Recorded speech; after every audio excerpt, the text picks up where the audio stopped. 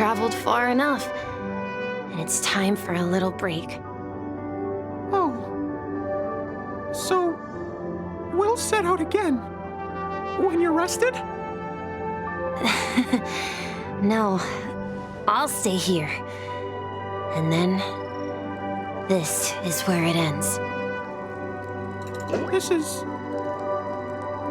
where it ends? What do you mean, Misha? You told me that the trailblazing expedition would never end. Yeah, that's what I said. So now, it's up to you to decide your next destination. My next destination? What's that supposed to be? I've been following you. Misha? You're acting weird today. If you're feeling down, we can just do what we usually do. With the clockwork. No, I'm not feeling down. As for clockwork, yeah, it resolves all problems in this dream. So, do you know what clockwork actually is? I'm not quite sure. Well, everyone gets lost at times. They may hesitate and doubt which way to go. That happens in this dreamscape and beyond. But don't worry. Everyone goes through moments of uncertainty and hesitation. Eventually, they gather the courage to make bold decisions. Whether it's calming, joyful, angry, or sad, all they need is a little nudge to take that step toward where they truly belong. I'm leaving that little nudge with you, and I hope you'll share it with others. Such is the essence of clockwork, the will of the Trailblaze.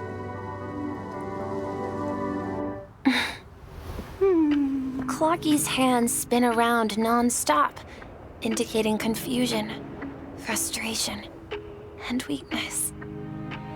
But ultimately, people still need to move forward. Just like your hands, always pointing ahead.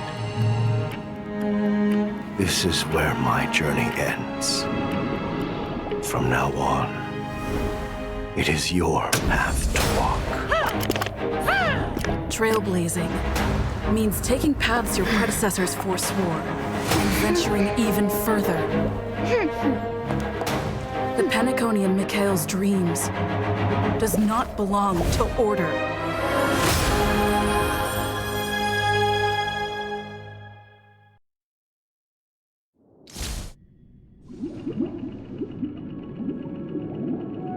I can't believe that Eon would cast a glance at Penacony at a time like this.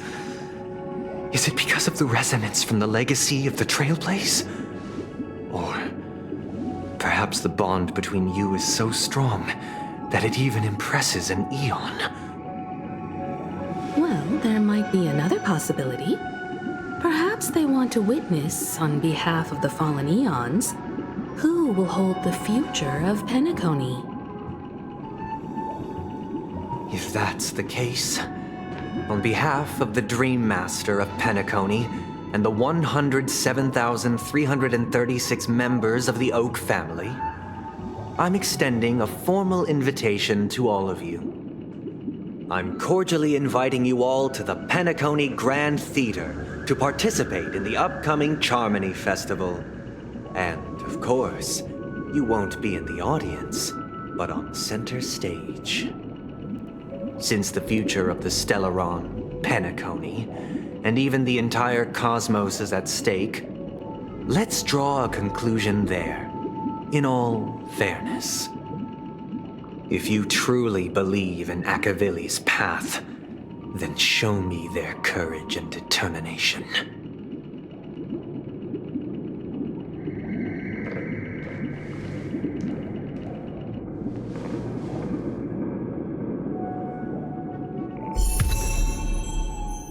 Does that mean he wants to fight us during the Charmony Festival? I'm afraid so. This is weird. Aren't Arc villains usually plotting some dirty conspiracy in the end? But he actually said something like, "In all fairness." Could it be that he's underestimating us? Well, in my opinion, Sunday is deeply committed to his own philosophy and genuinely wants to prove that the Order is right. I sensed a strong conviction and a desire for dominance in him. Maybe he won't accept the outcome unless he wins fair and square. That's why he'll give it his all in the upcoming battle.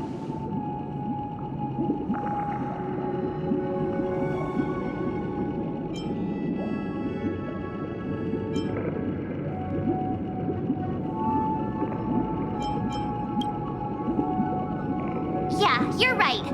We've even dealt with a Lord Ravager of the Destruction, so a follower of the Order won't be a big deal. Anyway, we can't leave the Stellaron unchecked. This is about trailblazing a bright future for Penacony and fulfilling Mikhail's and his predecessors' long-cherished wishes. Now that we've taken up the mantle, we can't afford to fail them. However, the same applies to the Order. Their plan didn't materialize overnight, and they have the profound collective consciousness of the planet of festivities behind them. A desire to dream, to slumber and escape reality. All those hidden emotions have given birth to the sweet dream of the Order. They've harnessed the will of an entire planet to create an eon.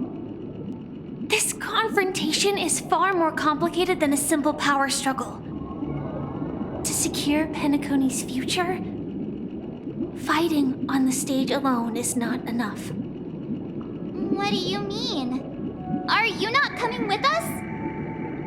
I believe Firefly is trying to say that she's heading off to another battle.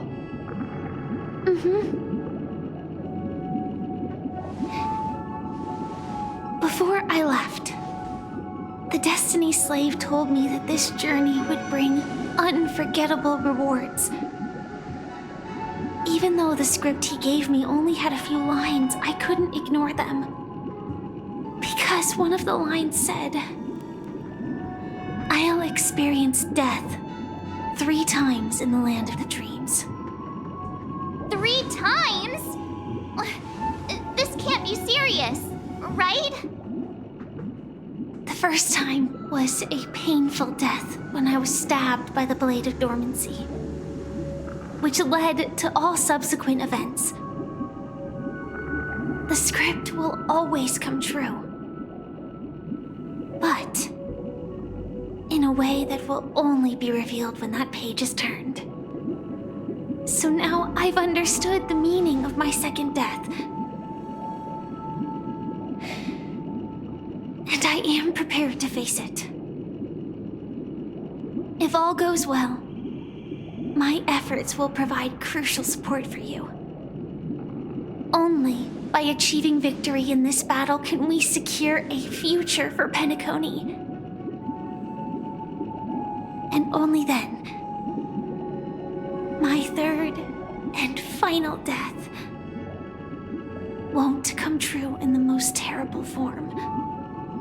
The most terrible form? Does that mean... The true death, where everyone in Penacony loses themselves completely in the eternal sweet dream of the Order. We must do everything we can to prevent that. Have you made up your mind, Firefly? Yes. Otherwise, I wouldn't be here. Thank you again for your assistance for the Astral Express. May we meet again, in reality. Yeah. Farewell, everyone. May your trailblazing expedition never end.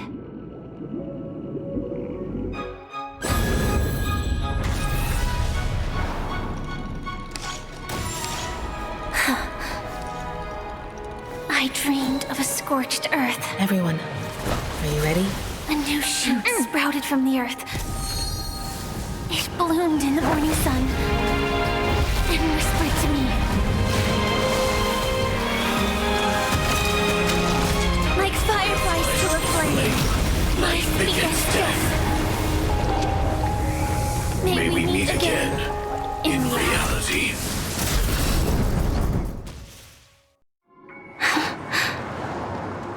After today, Japella's name will disappear from cosmic history, and the Everflame Mansion will take its place.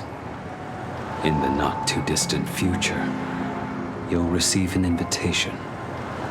That's your next stop. Land of the dreams. Penacony. I hope you find whatever you seek there. Be it answers or salvation. You mean my 3 deaths? Silverwolf told me about it. It's such a shame that it's not part of my script. Well, I want to live. I'm never afraid of death. The opposite of death is eternal life, and that's something I'll never desire. People die, and I am no exception. Death is like a script, a fate that cannot be defied. But that's exactly why we have to choose where we want to rest forever. Do you exist just to perish? Are you not the same, Blade? The end you desire is not one dictated by others. If I were to die now, I would only be a weapon.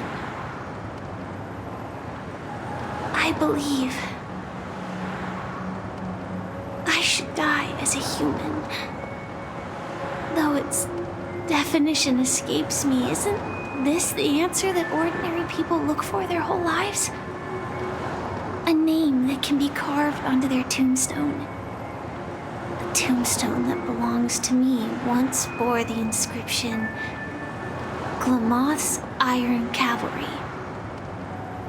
Then it changed to Stellaron Hunter.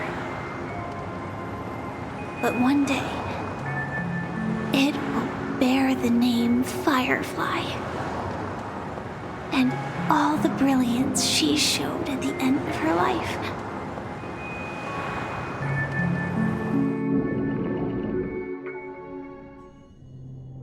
That's quite unexpected, old man.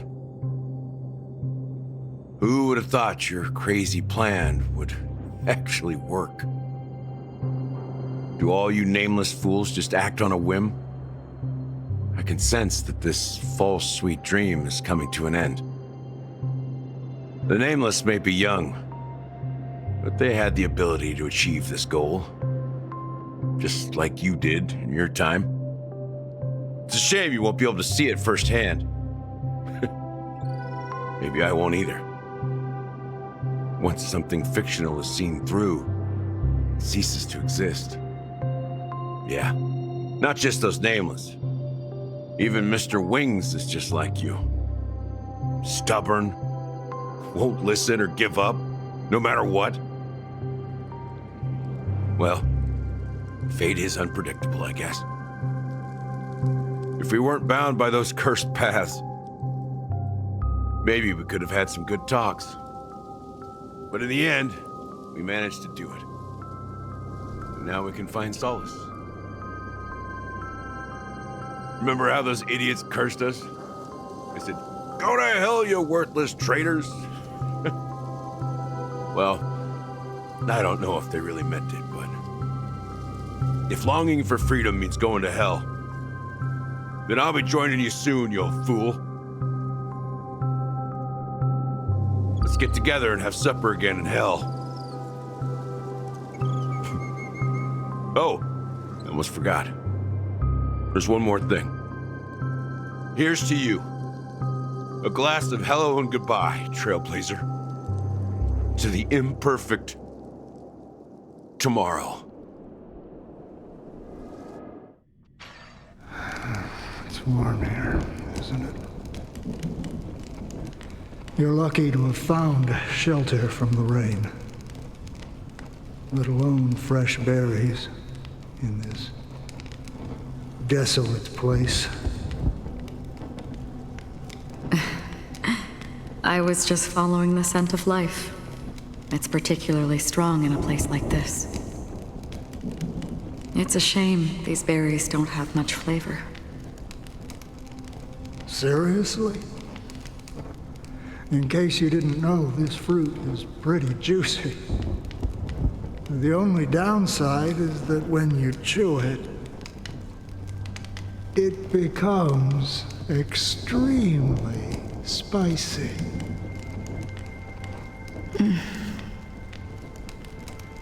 Have you lost your sense of taste? I can still taste certain things, like a faint sweetness. Before coming here, I stopped by a place called Orcon. It had barren cliffs and nights lit by bonfires. Burgundy snow would fall from the sky, and when it landed on my tongue, it tasted like raspberries. The flavor wasn't exactly sweet, but it left a lasting impression.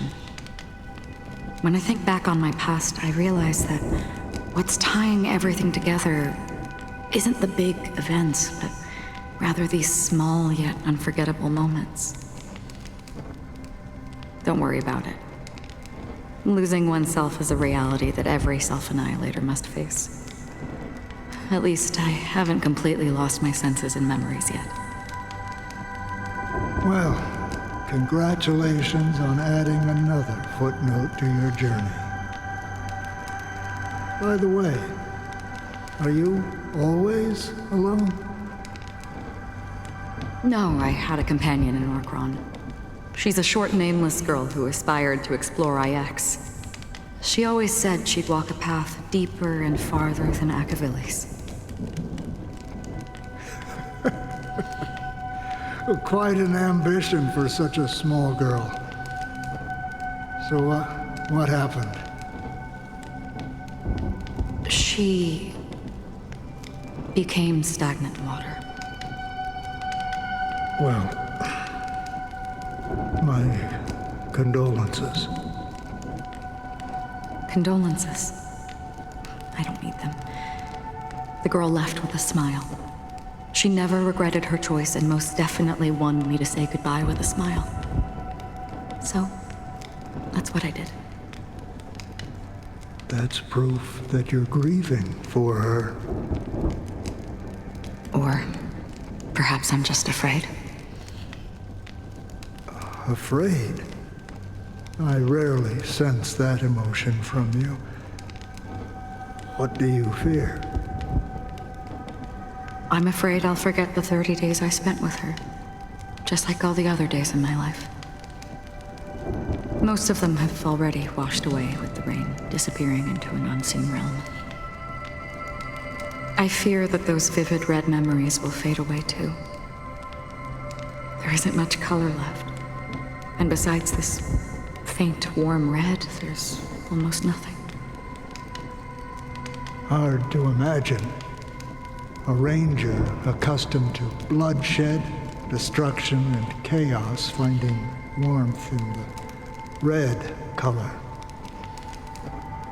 Because I have experienced this warmth many times. Long ago, I promised someone that I'd bring it to more people. And that for every remaining moment of my life, I'd strive for a better ending for all. As long as this red color still lingers, I have a chance to fulfill that promise. It represents a burning fire, a blooming flower, the berries in this cave, and life itself, fleeting yet still dazzling. In the end, it will lead me beyond the horizon of existence. And on the other side, I will cut off nihility.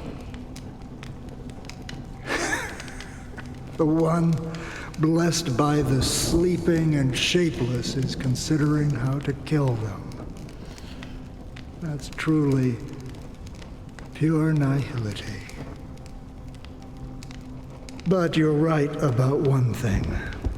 After spending so much time near this stagnant water, only when I look at this vibrant red fire do I realize that I'm still alive. When will this rain ever stop? Perhaps when the sorrows of the departed have finally quieted down, the sky will clear up.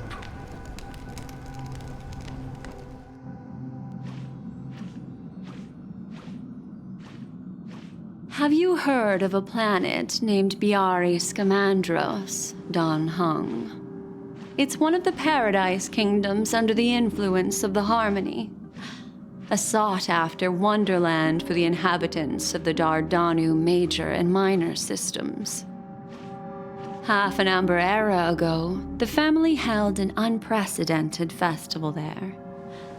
And after that, everyone on the planet became part of the family. Do you think the same thing will happen on Penacony? Yes. Or how else can we explain it? The family deliberately used the Watchmaker's invitation to keep all the Pathstriders here, but banished the Emanator of the Nihility. Because of the nihility, I'm rarely affected by the power of other paths, but somehow I can unconsciously infiltrate them. Maybe that's the risk they're trying to avoid. I would disagree. Biari Scamandros is not part of the credit system or connected to the Silver Rail. It's nothing more than a remote civilization sheltered by the Harmony. But Penacony is different. If the family messes with Penacony, that would be like declaring war on almost half of the factions in the cosmos. They have no reason to do that. No, they don't. If they truly serve the Harmony, that is. What do you mean? The path in Penacony is impure. The Harmony here has impurities. Do you remember the Ancient Swarm disaster? Tazeront, the propagation, brought endless havoc to the universe, and it eventually evolved into a fierce battle among all eons. 2 paths lost their eons in that war, the propagation and the order. Coincidentally, their downfall is related to a certain eon. Xipe, the Harmony. Legend has it that they participated in the crusade against the Imperator Insectorum and devoured Anna the Order for unknown reasons. Holy forgaroni. So you're saying that the 2 leaderless paths are working behind the scenes? But I don't see any descendants of the propagation in Penacony. Could it be that the remnants of Beyond the Sky Choir are hiding within the family, trying to resurrect a fallen eon? I can't say for sure, but they're definitely planning something for the Charmony Festival. Whoa, this is getting way too complicated. Is this why you want us to leave Astana right away? Are you giving up? The Charmony Festival will start soon. There's one thing that I need to confirm no matter what. A warp jump is the best way to do so. Time is running out. I have another plan.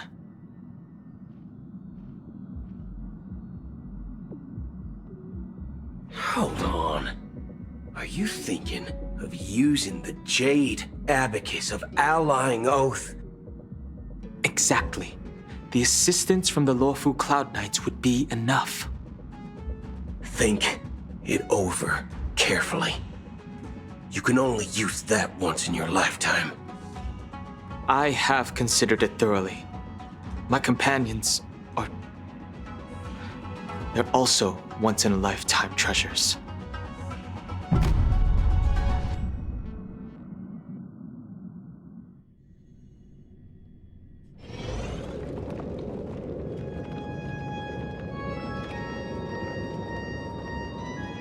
Are you the only one here, my child? The Nameless is quite the diplomat. Our secrets have spread like wildfire within the family.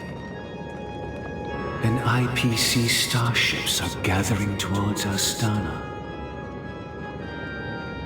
This is a crucial moment for us. So, where is the Chosen One who harmonizes the varied sounds?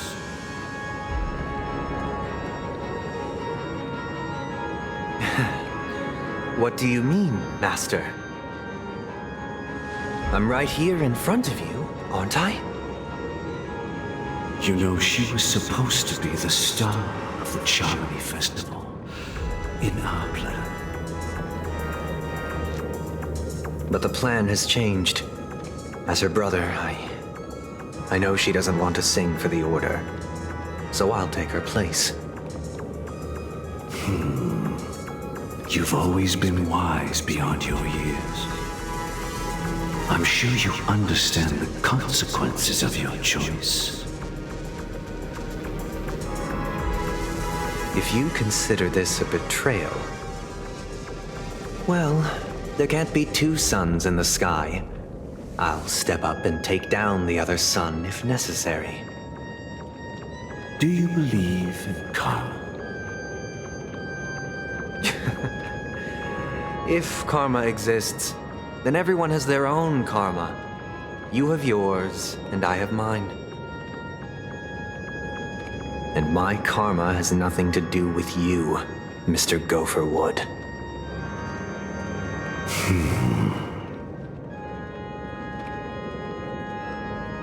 All right. Since you're willing to sacrifice yourself for her, I'll grant your wish. Well, the compromise came sooner than expected. Why? You and your sister were born as twins of the Order. And one of you is destined to follow this path to the end.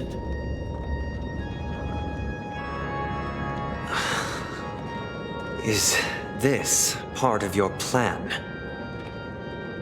Of course. You're still as clever as you were when you were a child. The opening is near. Go, my child. Seize the power of the harmony and reveal your karma. I have one final question, Master. Why did you choose to bring the Order to Penacony? Wouldn't it have been better to choose a desperate world instead of a city filled with hope and dreams? Why? It's for justice, my child. If we lose justice in our hearts, we'll make the same mistake as the Harmony did. So, it's not you who manipulates the dreamscape with the Stellaron, but... Well, that's where our conversation ends. Go ahead.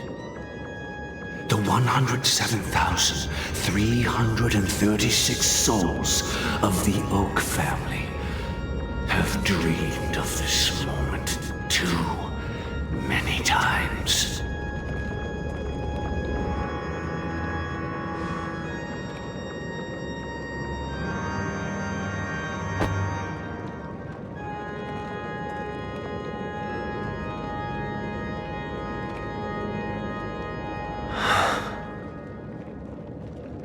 I shall ascend to the heavens, becoming the scorching sun, Bathed in my light, my people shall flourish, while all evil shall be eradicated.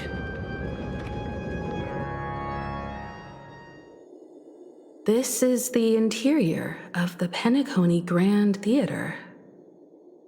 It's quite exhilarating to be flushed into the air by Soulglad. But why is the venue still closed when the Charmony Festival is about to start? And not only that, the entire theater is eerily quiet. No audience, no staff, no one around.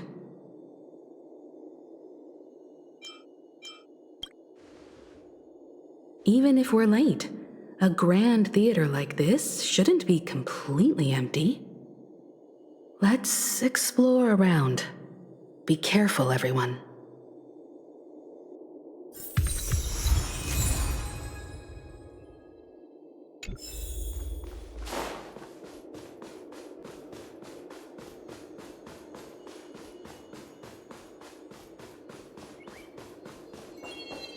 Gosh, the atmosphere here is so creepy and unsettling.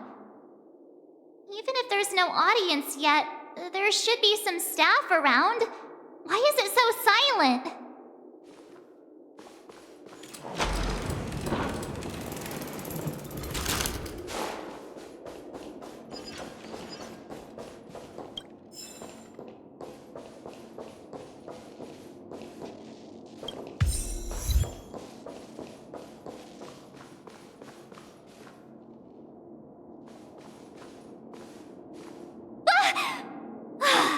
Yikes! They scared the life out of me! Why are there so many puppets at the ticket office?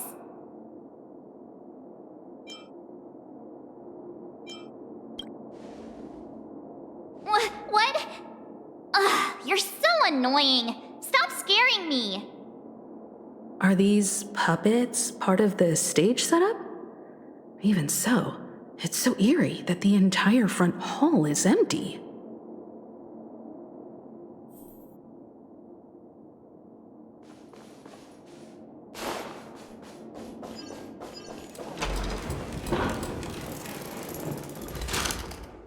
Something feels off. We're in the right place, right? There's no other grand theater in the dreamscape. So Sunday's messing with us? He said we'd have a final showdown on the stage, but why is there no one here? My apologies for the delay, March 7th. You scared me! Where are you now? I'm waiting for you behind the curtain. Following the Asdana tradition, I invite you to enjoy a stage play in 3 acts before the festival begins. History is a mirror reflecting the universe's true essence. Let's use this opportunity to delve into the rich history of Penacony and the eons. Within it, naturally, the future takes shape. Let us commence with the dawning of the world. After the Dusk Wars, darkness veiled the sky, and chaos consumed the earth. Enna the Order emerged, destined to restore all existence. That marked the first day.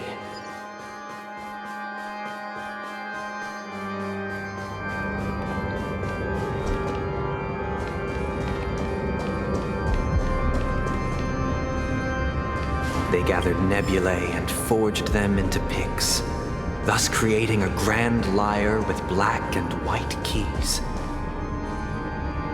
Strike the white keys, and the sun rose. Strike the black keys, and the moon rose. And so, the cycle of day and night arose.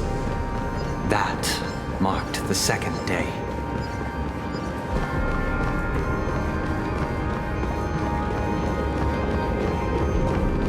The puppets are gathering around the frame.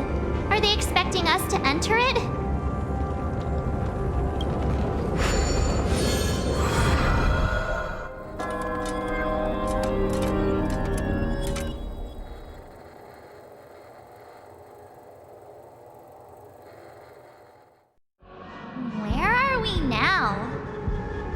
The atmosphere here looks similar to Sunday's inner world.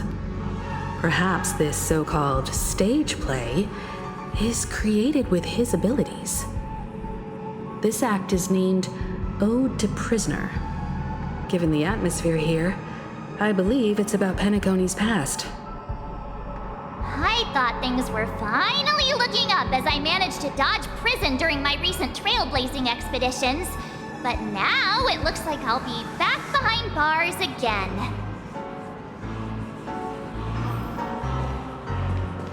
I genuinely wish to avoid a violent clash with my esteemed guests from afar.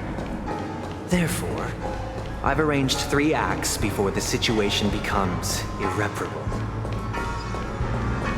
Where shall we start our narrative? Well, let's start with the time when Penacony was still a frontier prison.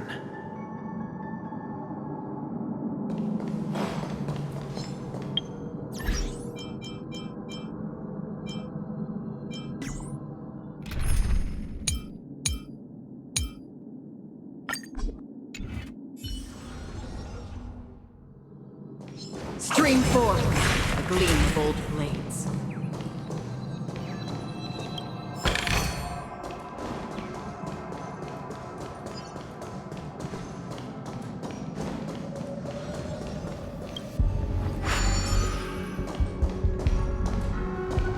Stream forth, the gleam of old blades.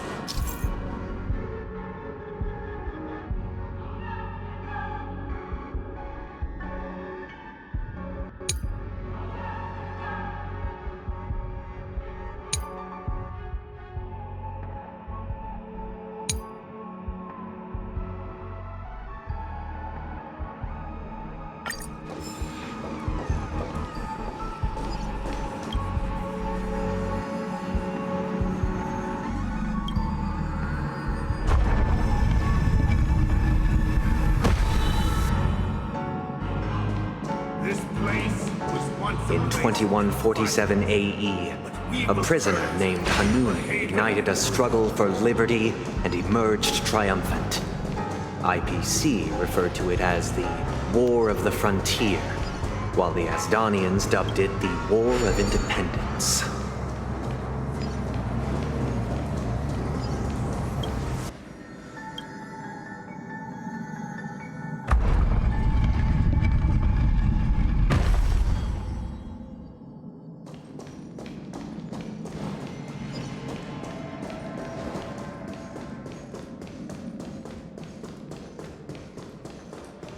We've shattered the cages and expelled. It's true that Hanunu was a legendary hero, but it must be acknowledged that while he bestowed freedom upon the prisoners, he didn't grant them true liberation. Thank you for staying here, honorable travelers. However, The 3 nameless stayed on the planet, endeavoring to spread the tenets of Trailblaze throughout the frontier prison. Alas, their efforts proved futile.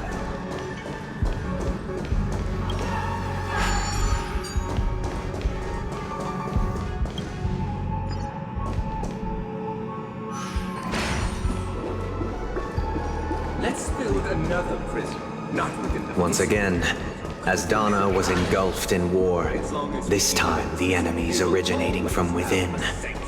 The prisoners remained prisoners for the rest of their lives, fighting for freedom rather than living for it.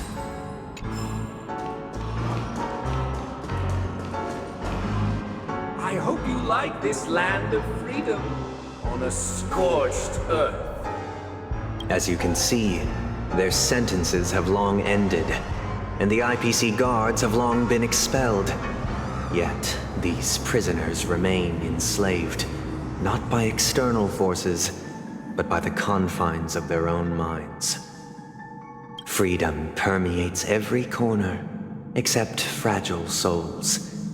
It gives solace only to those who believe in its existence.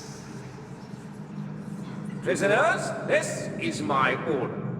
Learn the essence of freedom and teach your fellow prisoners to fight for their lives.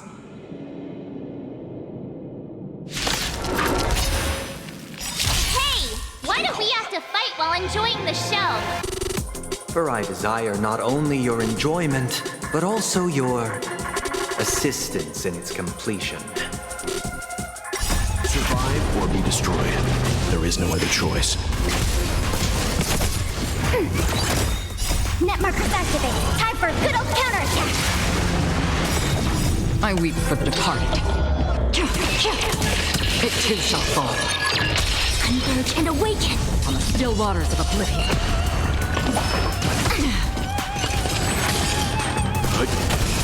Ready for another? Human creations. Destined for oblivion. Survive or be destroyed. There is no other choice. Net markers activated. Time for a good old counterattack. On the still waters of oblivion. Ready for another? Together as one. No one can restrain you anymore. You are free. Thus concludes the first act. Amidst a raging war, the frontier prison headed toward becoming Land of the Exiles. This must be how Penacony was constructed. With the aid of outsiders, the prisoners were finally liberated and established the Land of the Exiles. However, it appears that Sunday aims to convey the spiritual plight of the prisoners more than the physical aspects of imprisonment. This show is a bit too literary for my taste. But the battle part is quite easy to understand. Anyway, we've arrived at the exit. Let's go! These puppets... Where are they guiding us this time?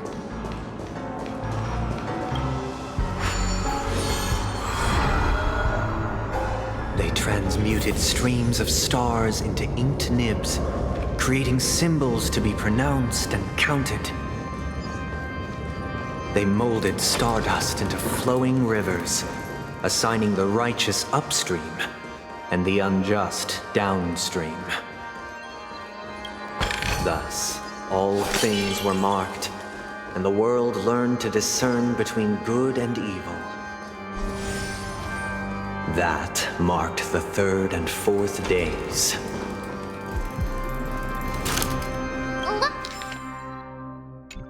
Look, another frame!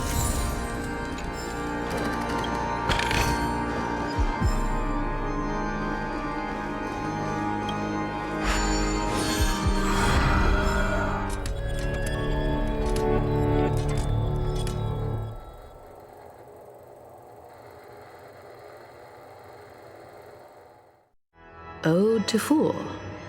This must be the second act. The surroundings are different from before. The stage decorations look a bit tidier now. Behold the ensuing tale, a struggle for power. Penacony witnessed the ascent of the 7 major lineages: tree, grass, flower, bird, beast, fruit, and insect.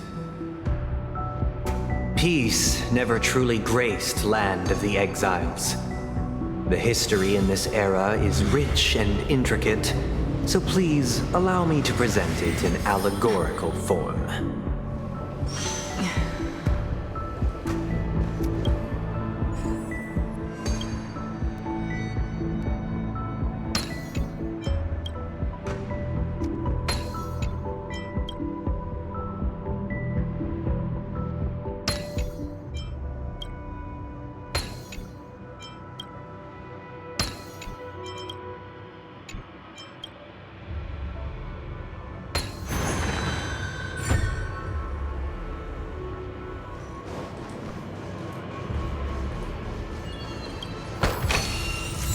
Welcome to his mansion, dear outsider.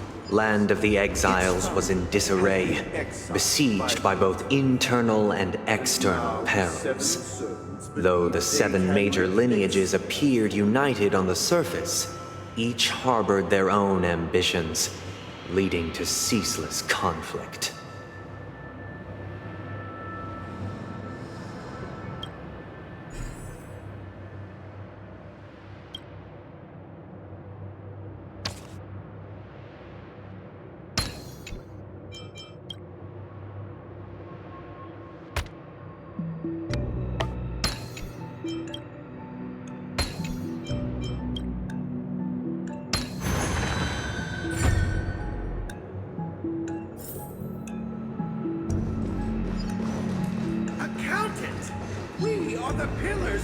The Black Plum family was the first to fall. They withered away in the White Desert event, orchestrated by the Alfalfa family. My child, you did not serve the old master. The leader of the Alfalfa family sought to defect to the IPC, trading freedom for survival.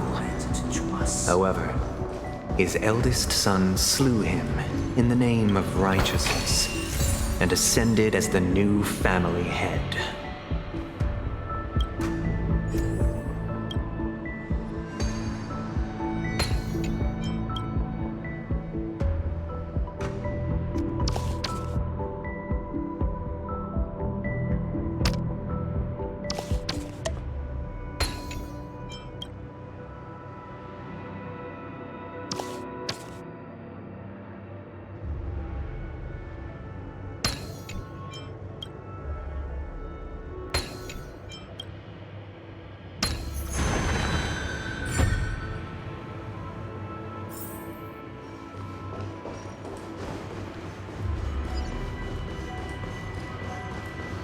Those who dared swallow bees. The Lambsmoth family endeavored to extend the silver rail left by the Express, only to be eradicated by the remnants of the Swarm, leaving nothing in the unforgiving cosmos.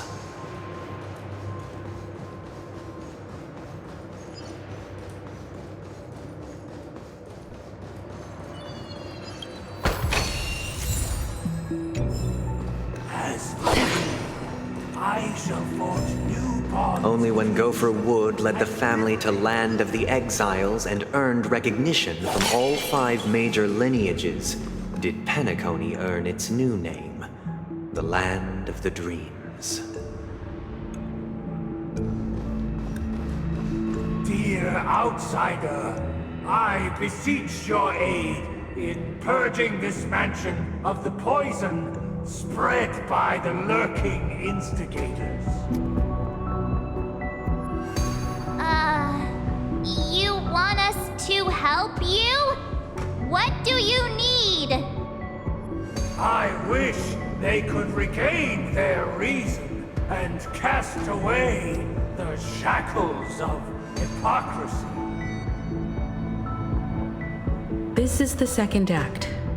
Looks like it's about Penacony's journey to becoming the Land of the Dreams, during which the family plays a crucial role. But this new master seems like a bad guy to me, don't you think? Perhaps this is the truth Sunday is trying to express, if you read between the lines. The Harmony changed Penacony just as the guards once did. Looks like we've gotta help those guys kneeling down over there calm down a bit, right?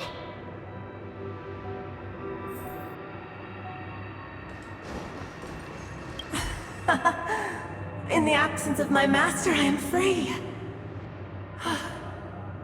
But without their guidance, for whom shall I sing?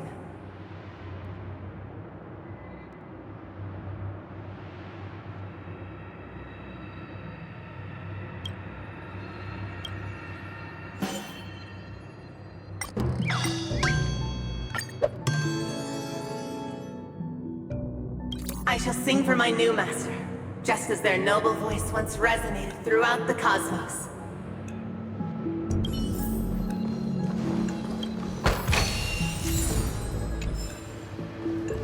Master! Oh, you will return in due course, and I shall stand vigilant, awaiting the reward for my loyalty.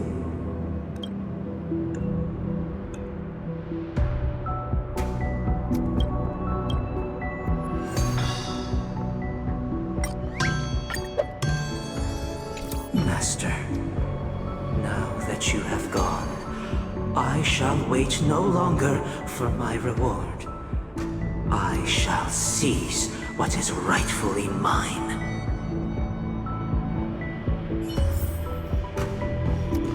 Once, I stood as the most loyal guard among all the servants. Now, with my master banished, it's my right to assume control of his dominion.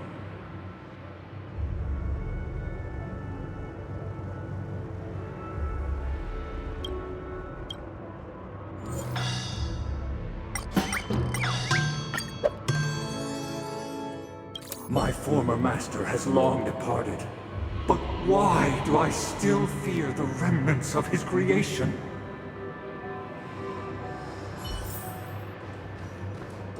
Master is no longer here. I thought I'd be free, but I'm not. Now, without my master's command, I'll have to seek guidance from the blind.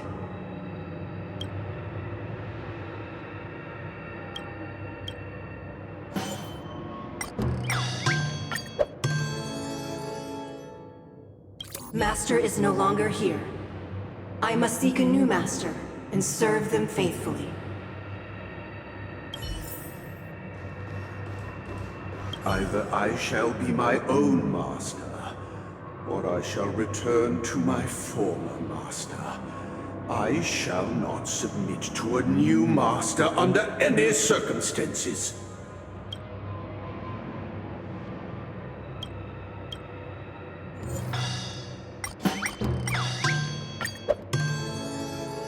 Without a master, who can grant me true freedom? Thank you, dear outsiders. My servants have regained their sanity. Heed me, one and all. Your former master shall not return.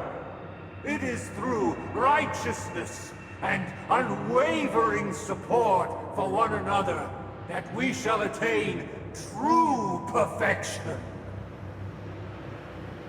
Cast aside the veils of hypocrisy and embrace one another. Get ready. Looks like another fight is about to begin. Listen, the snow lake is falling. The sky trembles. The earth teeters on the brink.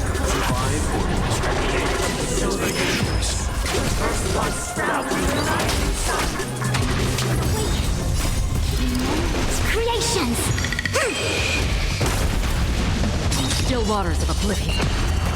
I weep for the departed. It too shall fall. Net markers activated. Time for a good old counterattack!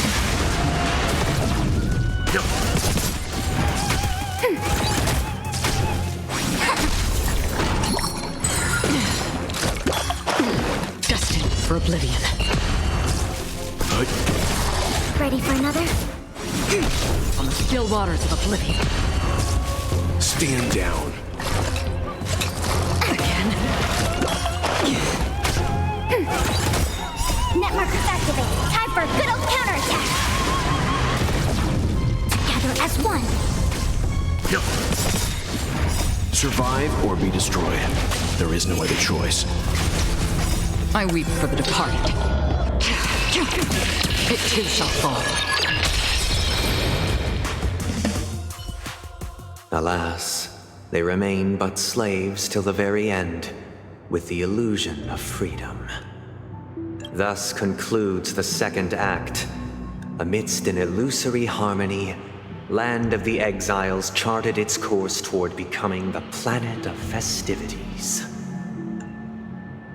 This is how Penacony fell under the family's control. Since the arrival of the Harmony, the Land of the Exiles has undergone dramatic changes, not all of which have proven beneficial. This guy really loves dramatic scenes. Bet he comes from a whole lineage of stage performers.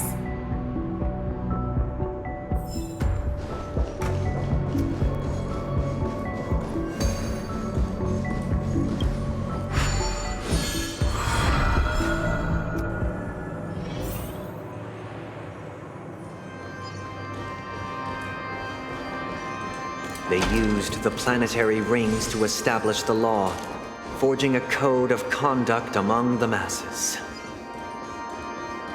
A grand lyre with black and white keys served as an instrument, while symbols of articulation and numerical notation took the form of musical notes. The downward flowing river became a melody, and the canon of law dictated the form. Thus, all mortals found their unique place. This guy is really into these puppets.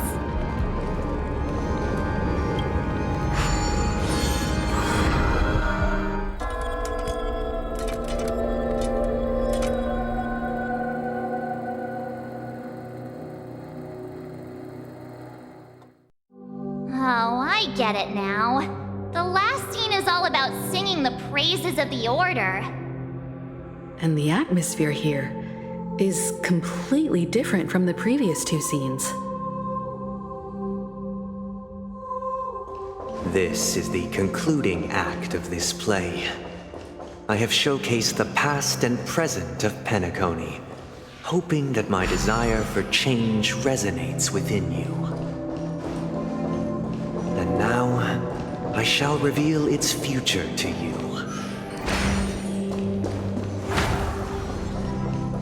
Stream 4. Gleam of old blades.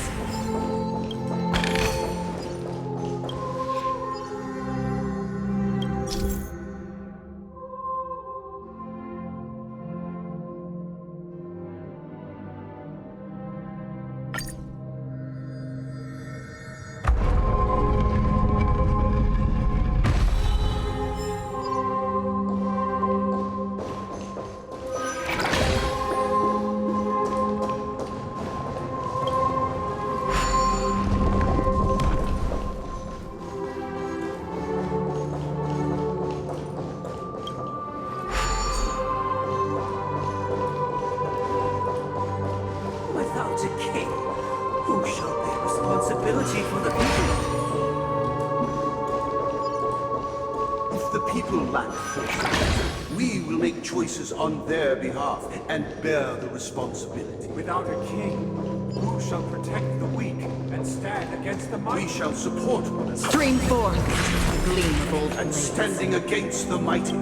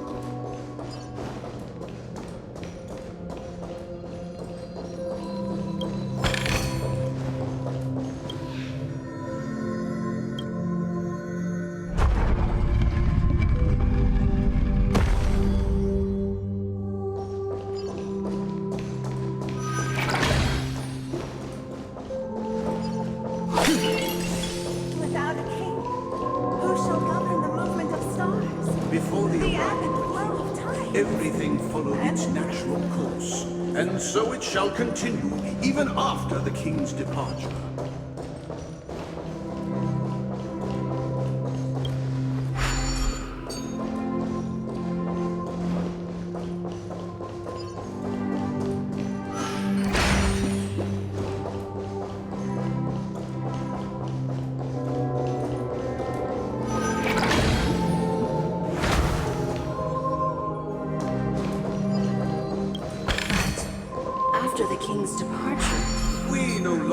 have need king, for we have become kings of...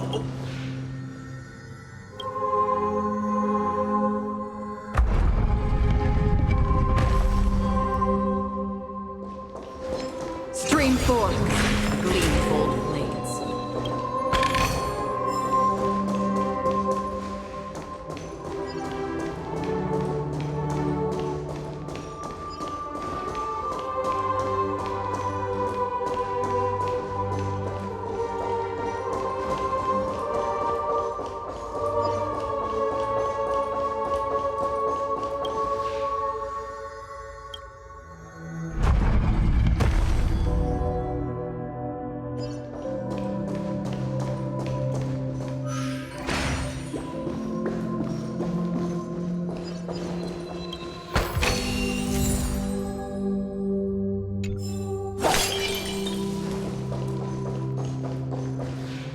Hey, aren't we supposed to kick off a short story and have a fight here just like we did in the previous acts?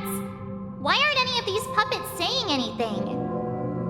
Perhaps we'll need to complete the story ourselves, just like we did before. So, do you think their mind needs tinkering or something?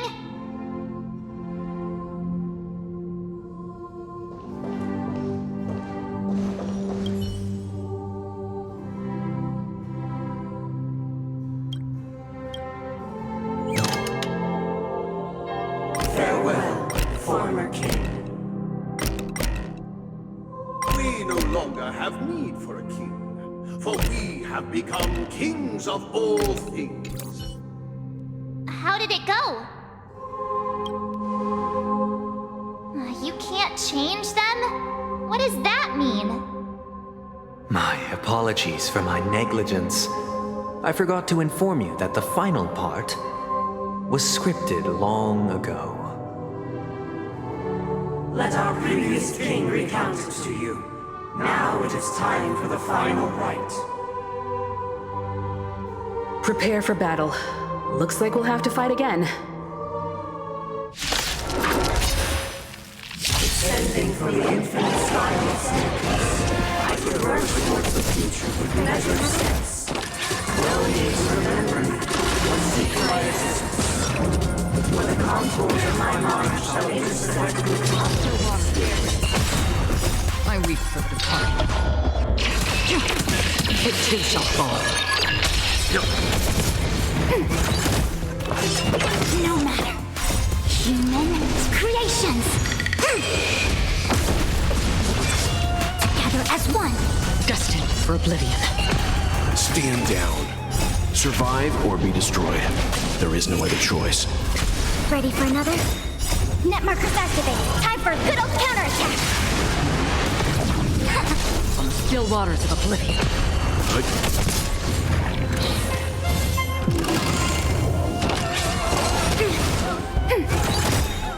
I weep for the departed.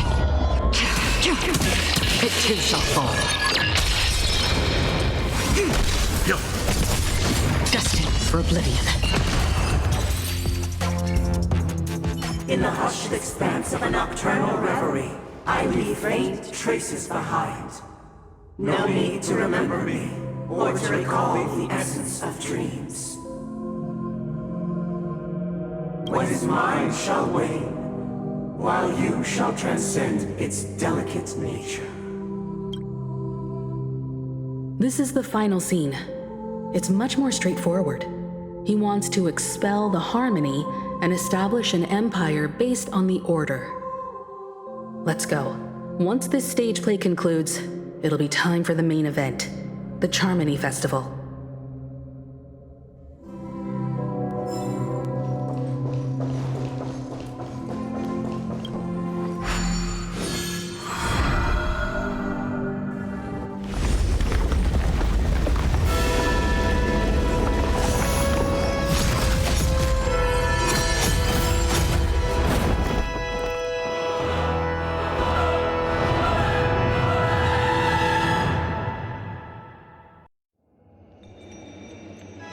They imbued the world with meaning, perfecting all things in the heavens and on earth.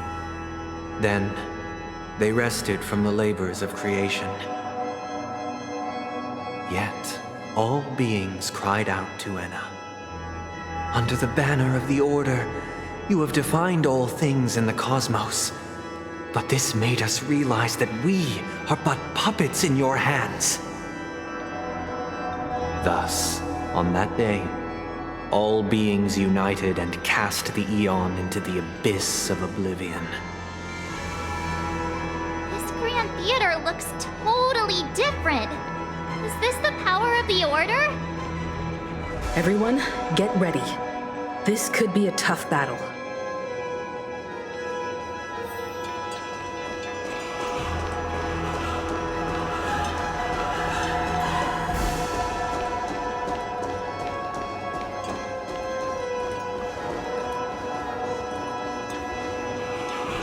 That marked the 7th day.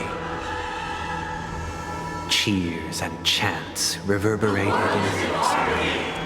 The stars shine bright. Praise the Great One.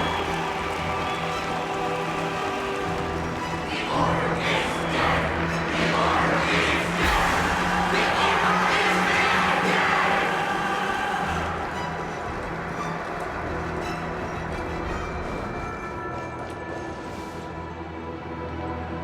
Look, there he is. That concludes everything related to the Order. What are your reflections on this, my dear guests?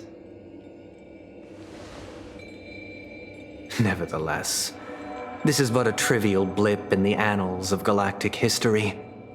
What truly matters is the course this river shall take in the days to come.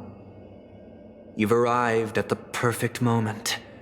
The Charmony Festival is about to commence, and it would be a shame if you were absent for the Harmony's prologue.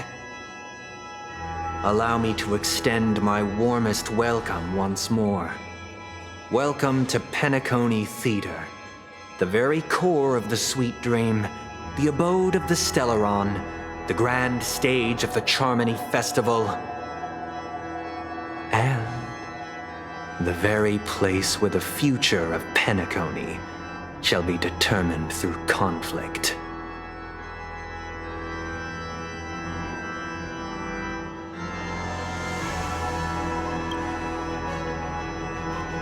Your unwavering faith in the Trailblaze is truly impressive. True goodness can only be achieved through faith. Allow me to point out that falling into a permanent slumber is not happiness, especially when those people are driven by someone else's will in their sleep. Do you still believe that the Order only seeks to control the universe as their puppet, Himiko?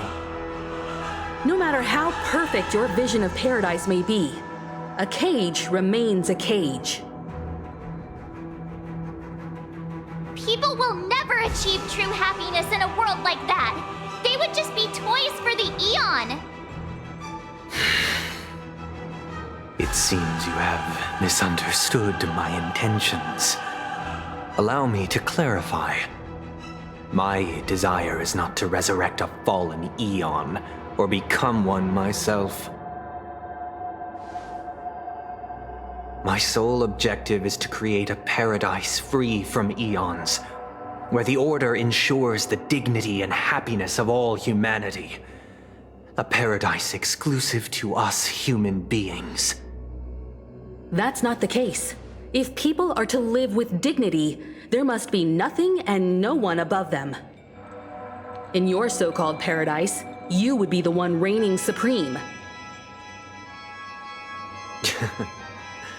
Looks like we won't be able to convince each other.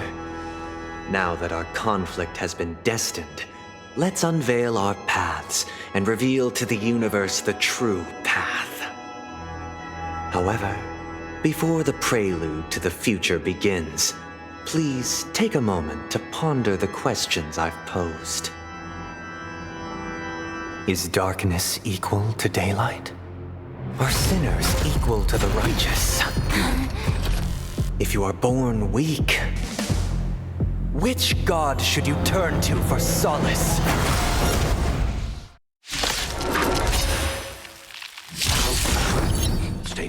Carry on with great might. Under the banner of the Order, you have defined all things in the cosmos. But this made us realize that we are but puppets in your hands! You know nothing of the weight beyond survive or be destroyed. There is no other choice. Ready for another? Converge and await! Human creations!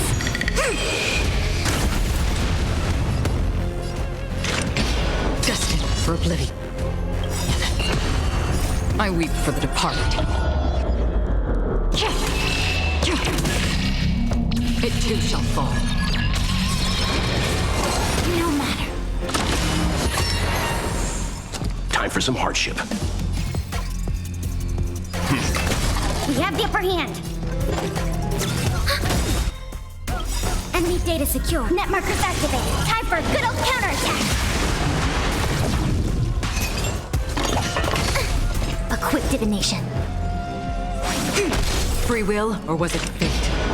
On the still waters of oblivion. Leave it to me. Enemy targets detected.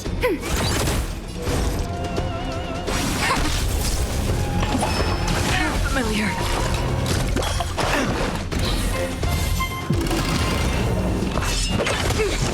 Another journey begins. Destined for oblivion. We have the upper hand. Ready for another? Enemy data secure. Net markers activated. Time for a good old counterattack. Together as one. Human creations. I weep for the departed. It too shall fall. Time for some hardship. You know nothing of the weight. Survive or be destroyed. There is no other choice.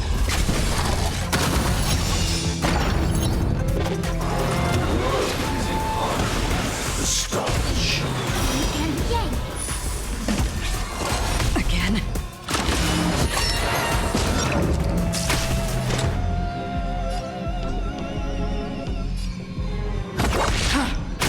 Commencing support.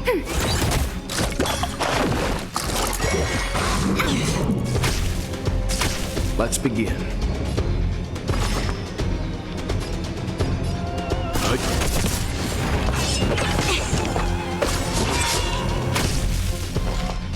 Ready for another? Enemy data secure. Net markers activated. Time for a good old counterattack. Free will, or was it fate? On the still waters of oblivion. Again? How familiar. Yin and yang.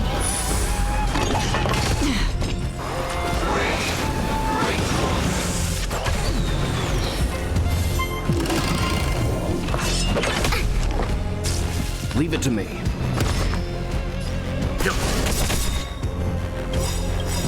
You know nothing of the weight. Survive or be destroyed.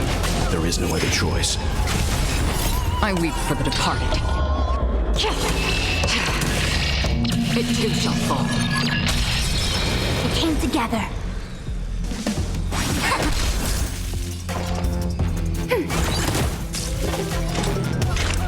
Destined for oblivion.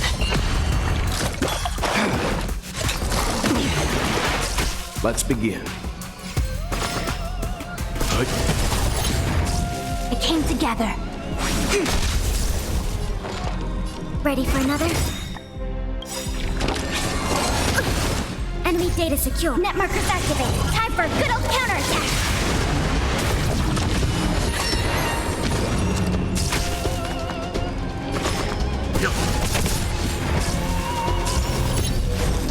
Together as one. Human creations.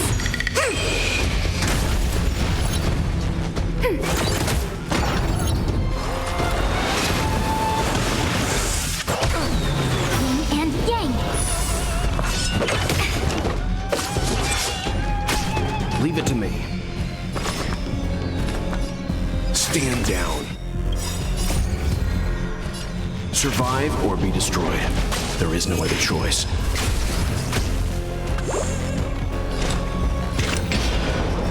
Still waters of oblivion. I weep for the departed. It too shall fall.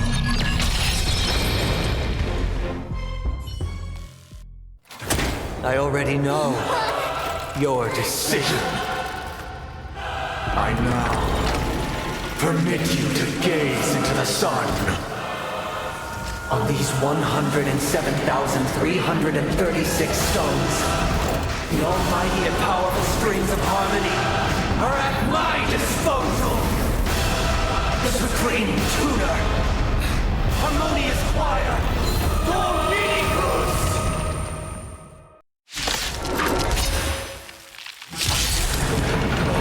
Lost souls, come and meet your master.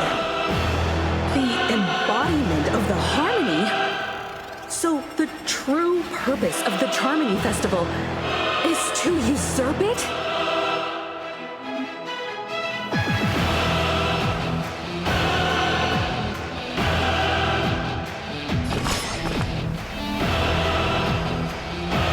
Calm your body and mind. Enough.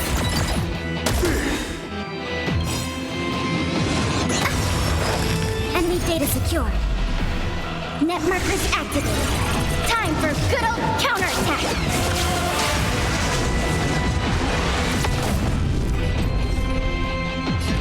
Together as one. Did you come here of your own volition?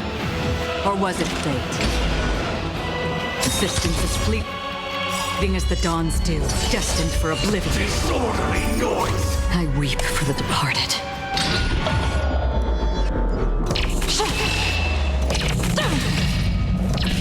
Dusk's reign, it too shall fall.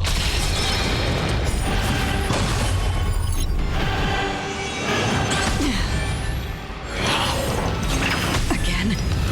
Why is it receptive as you are? Answer me this.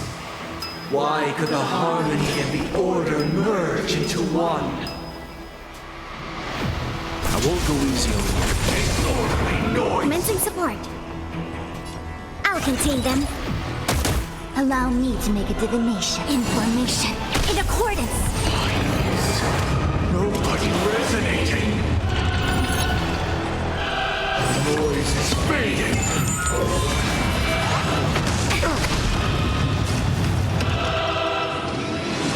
Again?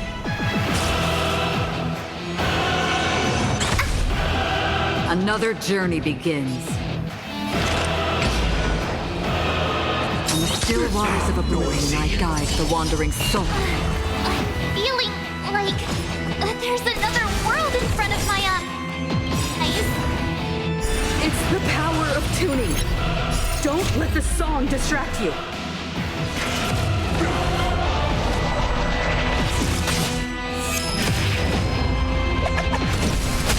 Enemy targets detected. Enough. Enemy data secure. Net markers activated. Time for good old counterattack.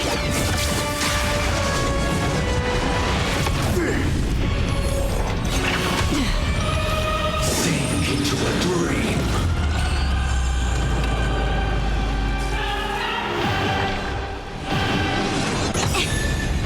The omniscient. All things in this world have their laws. Yet stratagems, constellations, are human creations!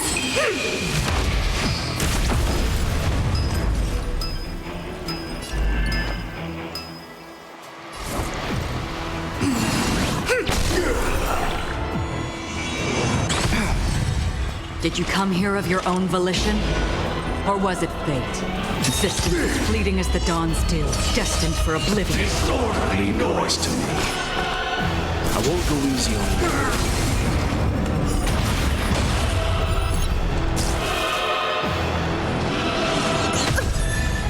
We have the upper hand. I'll contain them. This lordly noise! I weep for the departed.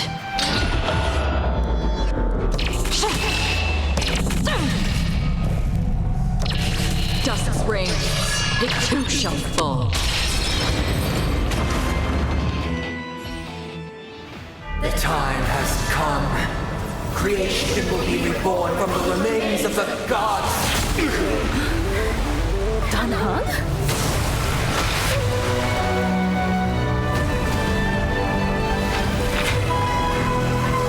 Radiant spirits, heed my word. Show no mercy!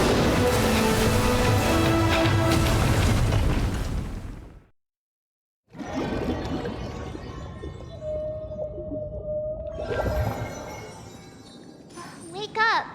Wake up! Hey, wake up! The sun's frying your butt! Are you alright? Can you hear me? Do you remember your name?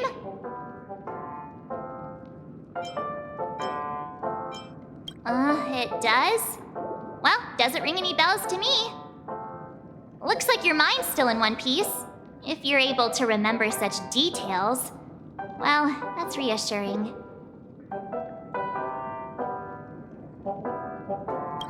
It's a long story. Simply put, Dan Heng used the Jade Abacus of Allying Oath when we were in the middle of a fierce battle and summoned the general to help us just in time. And then we returned to reality. Look, this is your room. Everyone else has also returned from the dreamscape. Himeko and the rest are at the lobby discussing matters with the general. And now that you're awake, we should tell the crew that you're all right. Come with me. Not going to come chat with me, sleepyhead. That voice. Is that Black Swan? Hey, where are you going? Hey, we meet again, sleepyhead. What's Miss Black Swan doing here? Nothing, Miss March. I noticed she was awake and wanted to check to see how she was doing. Though the strike from the general was timely, its destruction was also immense.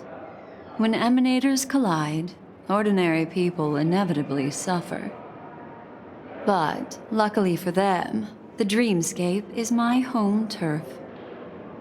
Thankfully, I managed to get everyone out before the harmonious choir collapsed. Oh, so that's what happened! Thank you, Miss Black Swan! Don't mention it. After all, I wouldn't want to see such precious memories vanish. You're heading to see your friends, aren't you? Would it bother you if I walked with you for a short while? Of course not. But you're not planning on doing something like last time, are you? Why would you think that? I've never harbored any ill intentions. Well, not when you are around, anyway. Himeko and Mr. Yang are probably still busy. Let's go look for Dan Heng first!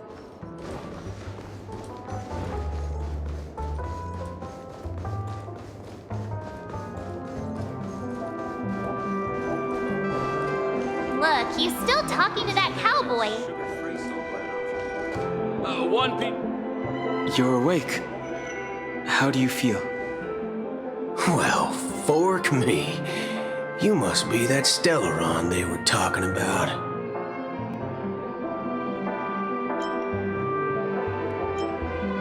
Allow me to introduce him to you. This is Boot Hill, a Galaxy Ranger. During our pursuit of a certain person, we crossed paths and just so happened to uncover a shocking plot being concocted by Mr. Sunday. Which is why we sought you out, to help the Astral Express save the world together. No need for thanks. The Galaxy Ranger's principle is correct Every injustice one sees. That's how you lot in the Xianzhou put it, right, Don Hung? More or less. Wait, hold on a sec. This is the first time I'm hearing about this certain person. Who are you chasing? And why would that lead you to the Express? Good question. It's, who was it again? Don Hung. Do you remember? No, that ain't it. I just can't seem to recall. Weird. My neurochip hasn't registered any malfunctions. I can't seem to remember either. What's going on? Heck. Forget about it. If it slipped all our minds, reckon that person was just a minor scoundrel. Unimportant. Ain't gonna stop us from piecing together the story anyhow. Yes, when the dust settles, I'll just think of a way to recall it in the memory zone. Everyone, let's hurry up and look for Miss Himiko, shall we? She's now a minor star on Penacony, and the entire hotel's concerned about her well-being. You're right. Let's head to the lobby then.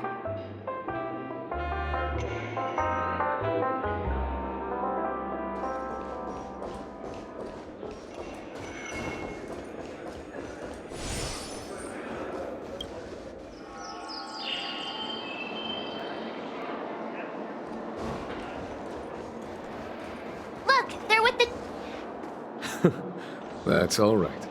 In these times of conflict for the sake of utmost safety, it is only right that the Alliance steps forward to mediate on behalf of the Astral Express. We must not allow you to take unnecessary risks. Furthermore, despite the IPC's eagerness for success, it prioritizes peace above all. And the family, trapped though it may be, professes a desire for harmony. The Alliance has always won people over with reason. I firmly believe both parties can indeed put aside their differences and come to a peaceful agreement. The General possesses a deep understanding of the greater good. With the Xianzhou Alliance mediating, peace for Penacony is within reach. You flatter me, but ultimately it's been all down to the Express. Without your efforts, this sweet dream paradise would have been claimed by the last remnants of order before there was even a shot at peace. Well, would you look at that? Here comes the big hero.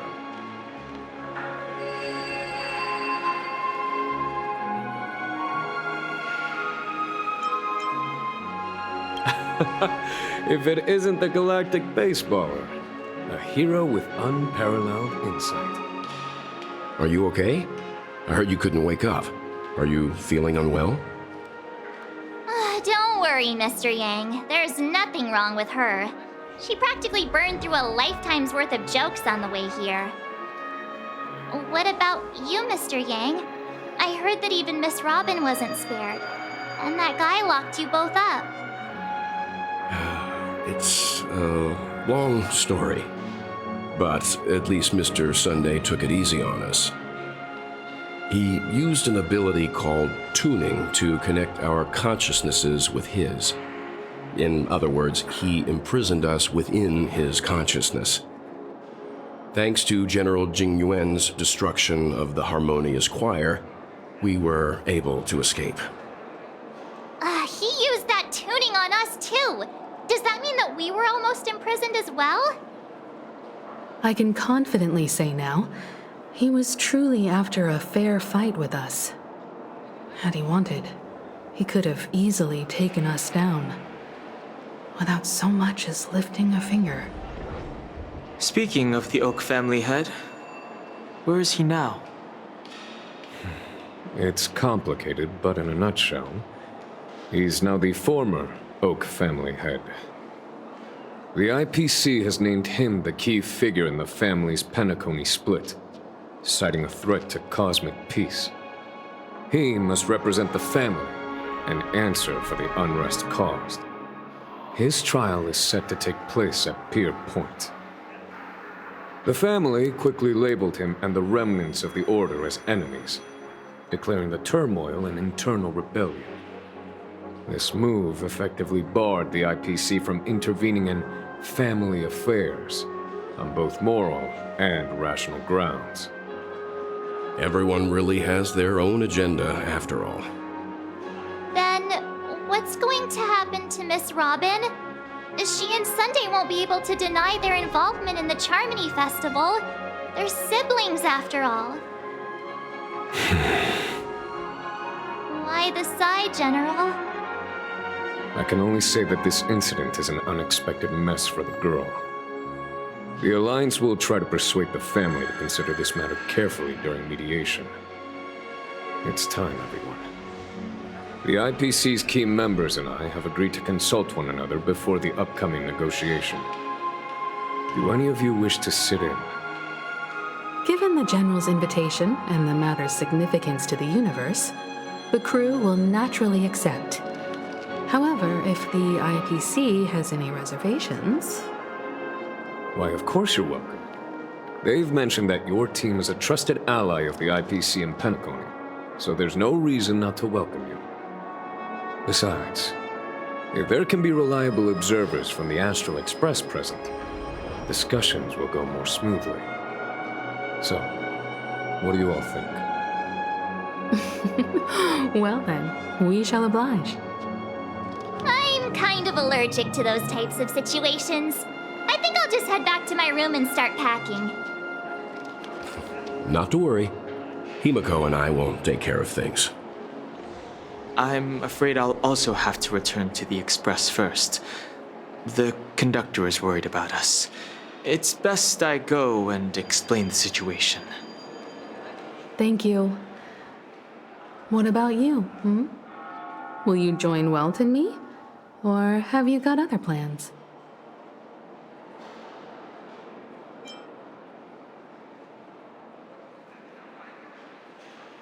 What? I can pack it myself, you know. If that's the case, our galactic baseballer can join us. Although I'm not too sure of the reason, the representatives from the IPC have insisted on her presence. Allow me to lead the way. Follow me, please. The negotiation will commence at the hotel lobby. Everyone, please follow me.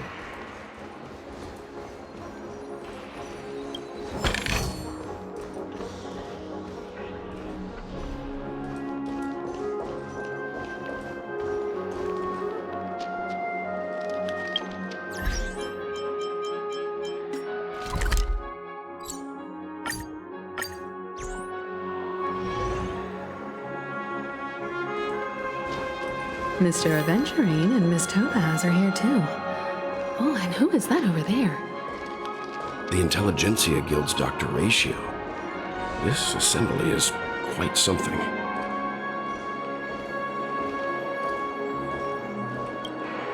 It's been a while, my Astral Express friends. I would also extend my sincere thanks to you, General of the Lawfu. The presence of everyone here assures that the talks will likely reach a conclusion that satisfies all sides. Oh. Looks like everyone has come with expectations. Care to share? Of course. Topaz, if you please. Sure, leave it to me. In summary, it's good news. After much deliberation from the Strategic Investment Department's Council, the absolute majority of members have agreed to the following resolutions. In light of long-term considerations for interastral peace, and by authority of Pierpoint HQ, the Strategic Investment Department, on behalf of the Interastral Peace Corporation, will permanently relinquish its claim on Penacony sovereignty and offer unconditional support of the family's rebuilding efforts on Penacony. Now that's something.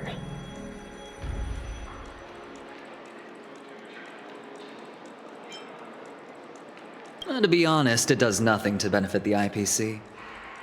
But it is extremely beneficial to the long-term development of the entire universe.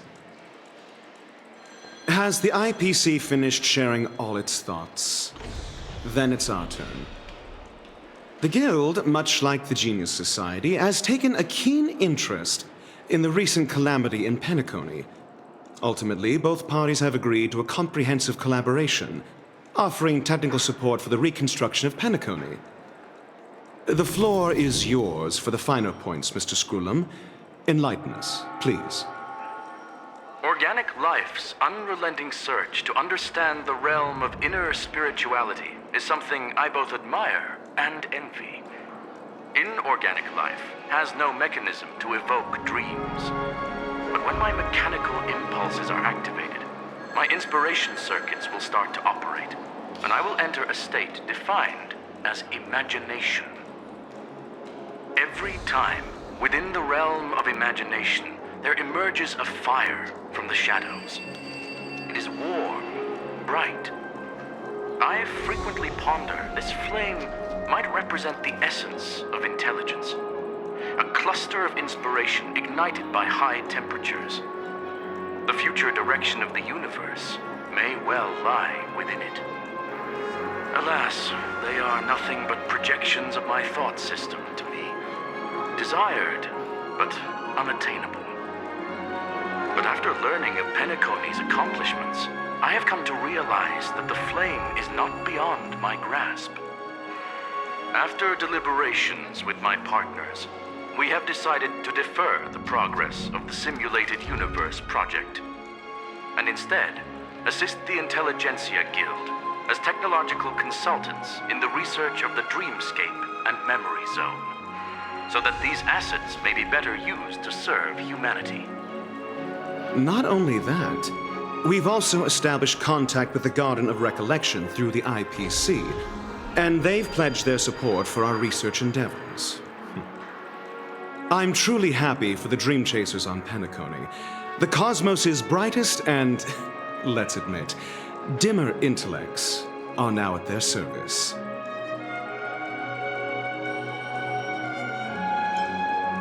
Agreed. It's hard to imagine members of the Genius Society taking an interest in such mundane research. Never mind. At the end of the day, this is a positive outcome. No wonder everyone insisted that she be there. It heartens me to learn that everyone is willing to put aside their differences for Penacony's plight. I trust that everyone will surely reach consensus in the upcoming negotiations. Looks like Penacony's future is decided. I'm wondering, is there anything else the crew is concerned about? Peace is our greatest wish. Beyond that, we desire nothing else. Well, that's good. Now that everyone's minds are at ease, I shall take my leave. You may now depart with peace of mind. The Alliance will deal with all subsequent procedures. If that's the case, it appears that we have nothing else to worry about on Penacony. Looks like it's time for us to embark on a new voyage. Sounds good to me. You two head back to the Express first. I'll pick up March and deal with the checkout procedure. Oh, also, Miss Black Swan, you have a matter to discuss with me, yes? Nothing escapes your attention, Miss Navigator. You've been with us this whole time, huh?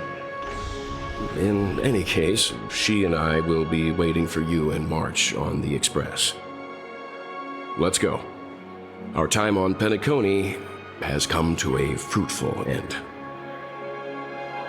Penacony's journey ends here.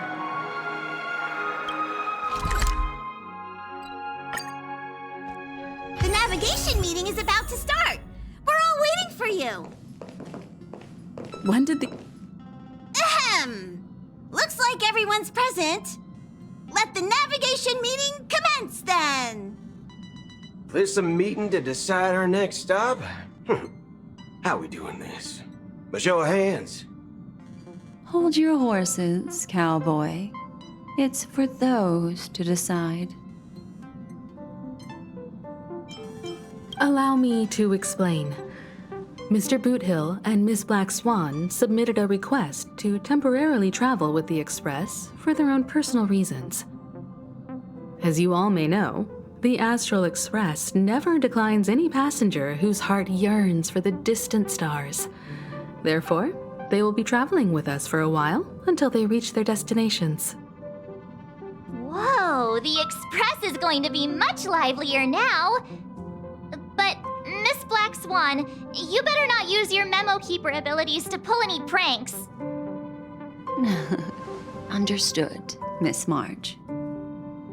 I promise you, you'll never see me in your room while you're taking a break. Don't! You're freaking me out. All right. Now that everyone's met everyone, we can continue our navigation meeting. Firstly, Pom-Pom wishes to thank everyone. If it weren't for you all unearthing the truth about Penacony, Pom-Pom would have never known where Mikhail and the rest had gone. What they had to go through was regrettable, but I reckon they all fulfilled their wishes. And it was thanks to all of you. Thank you, everyone. Now then, we come to the crux of this navigation meeting. We must decide on the Express's next stop. Let me introduce our current options. The first choice is from Himiko, the oceanic planet of Lushaka, a planet composed entirely of water. Many aquatic races reside there. Of course, it's also the home planet of the venerable, nameless Mikhail. The second choice is the agate world Melustanen, suggested by Welt. It's famed as one of the initial sites of the Stellaron disaster, and the place where the beauty Idrilla ascended. Today, it's celebrated as a planet of undying allure. The third choice is Edostar, a planet nestled within a vast ion storm region, currently under assault by the Antimatter Legion. However, the distress signals from there have recently ceased, prompting the IPC's wish for us to check in on the situation. The last choice, courtesy of Black Swan, is the glass belt Petravia, a massive belt of asteroids that was turned to glass by the Lord Ravager Zephyro. These days, it's apparently known to house one of the branches of the Morning Actors Troupe. Ooh, so many options. I'm seeing stars already. Next up, everyone will select the destination that they wish to visit, and then we'll put it to a vote. If that's the case, how about we go to Edostar first? If that planet really is in danger, then we should go help them out. March is right. Though the fact that the distress signals have ceased means we're probably too late. But I still think we should investigate the situation there. You and Dan Heng make good points. I'll throw in a vote for Edostar too. If that's the general sentiment, then we should indeed investigate. I vote for Edostar too. 4 votes for Edostar. 1 vote abstained. Looks like we have a winner. Next stop, Edostar. Then this navigation meeting is adjourned. I'll go check the warp jump coordinates. Everyone can catch up on some rest in the meantime. When it's time to make the jump, Pom-Pom will make an announcement. There's still some time before the jump. What should I do? Please let this trip be uneventful. Please let this trip be uneventful. Please let this trip be uneventful. What's with you and always copying the way I talk?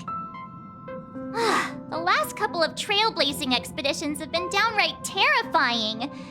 It's about time we had some fun, cozy, and cute adventures for a change. Come on, start praying with me. Please let this trip be uneventful. Please let this trip be uneventful. Please let this trip be uneventful.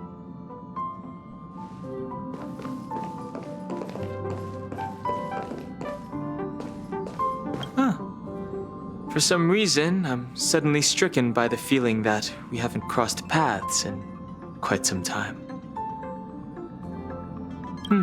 Perhaps the joy of reuniting after a long time can also be considered just another part of the Trailblaze.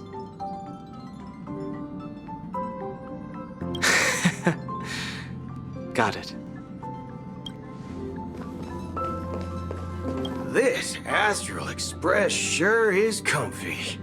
But I got one tiny problem with it. How come there ain't no potent drinks on this ride?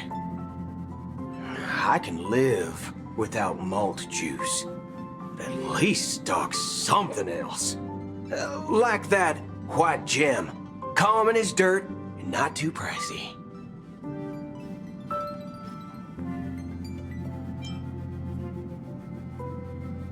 Oh, well, that's different kind of strong. Ha! All these years out in the wild, and now I'm bunking in luxury. Gotta say, it's quite the treat.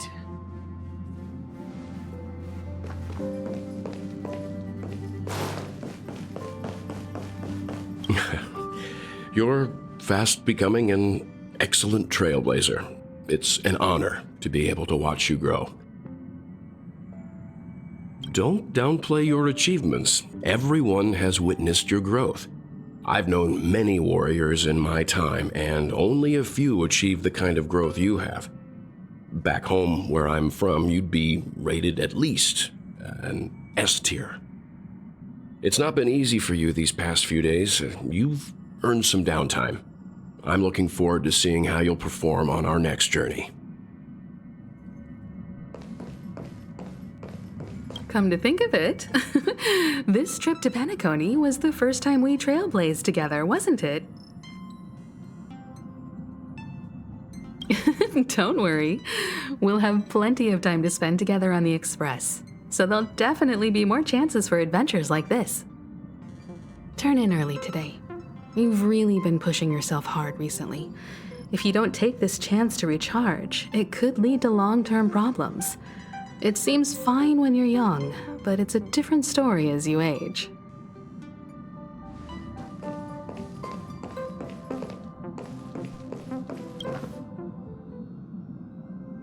Oh, you're here. Seeing your reflection among the stars in the porthole really does seem somewhat surreal.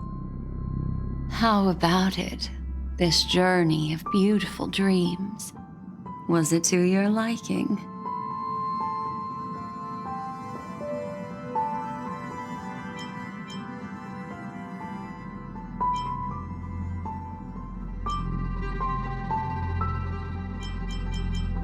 I can feel your obvious excitement. That means your memories will also become even more beautiful. So, how about you hand that small parting gift back to me? I'm quite eager to have it back.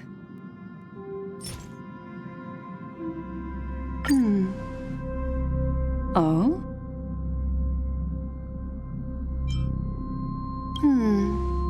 Never mind.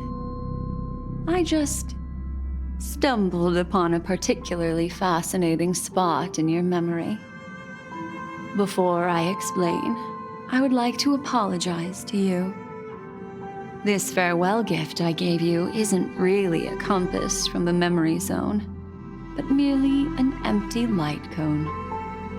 Remember when we entered the hotel in the dreamscape for the first time, and I procured a few trinkets from your companions? Their functions are similar. This way, I can always be attuned to your location, ready to assist immediately if you encounter any threats. But this is not its most intrinsic function. Light cones are slices of light used to encapsulate solidified phenomena. This empty light cone is the same. It can etch your memories in their most vivid form, and then allow me to admire and manipulate them, turning them into unique mementos. All the world is born from the power of mind and soul, and that power is memory. To prevent ourselves from being forgotten by the world, we must make the world remember us, or use our memories to recreate it. Life, seemingly vast, offers but a scant collection of impactful memories. Some joyful, some sorrowful, some light, some heavy. But you are different. Memory is a reflection of the future. Within that reflection, I see your unparalleled worth. You have the power to craft memories that can captivate the world. Your memory can illuminate the universe's future path. And that memory will be as scintillating as the star clusters you see in this porthole.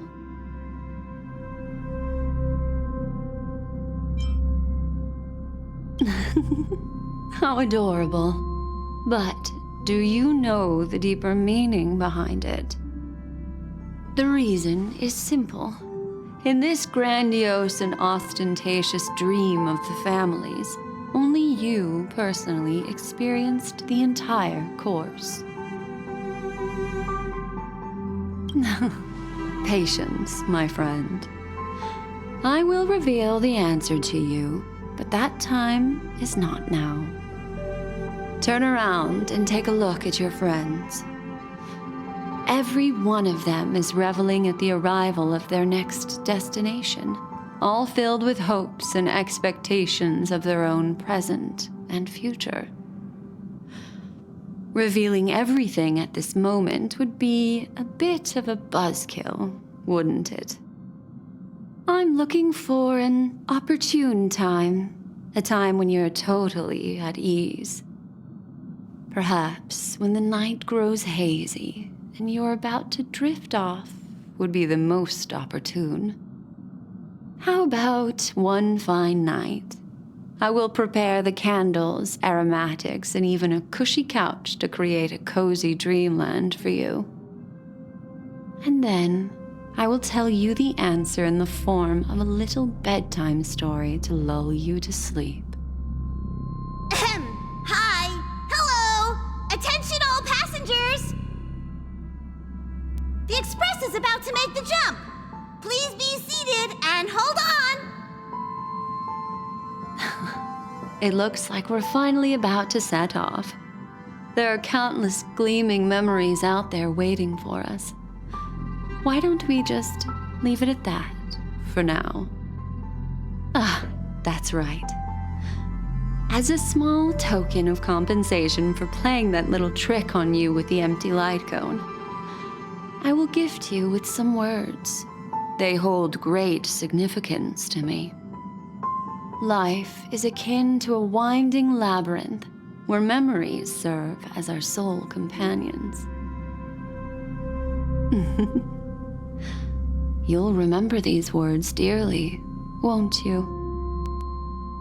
In the year 2158 of the Amber Era, the first year of the new epoch, the universe resumed its intended trajectory.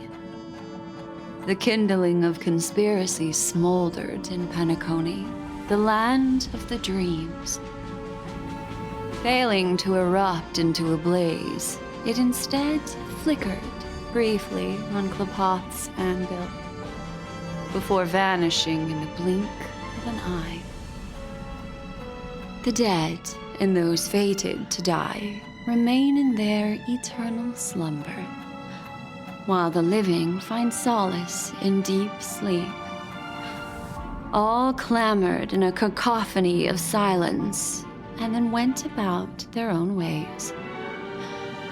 The cosmos emanated a vitality characteristic of a new era, all for the modest price of a brother and sister's mild grief.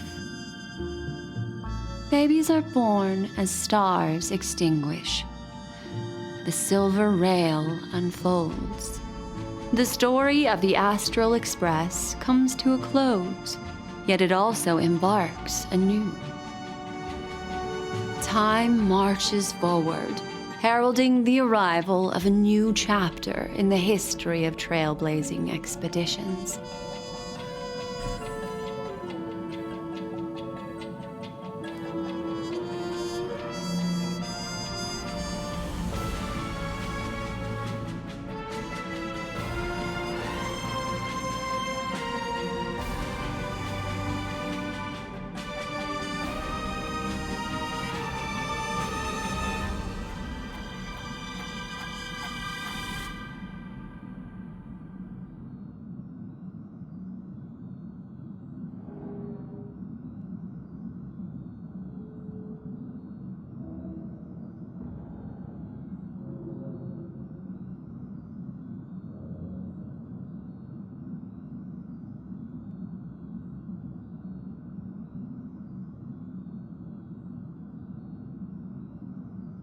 Countless shooting stars streak the sky tonight.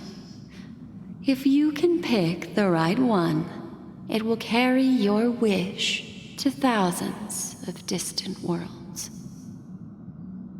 You're feeling very relaxed now, aren't you?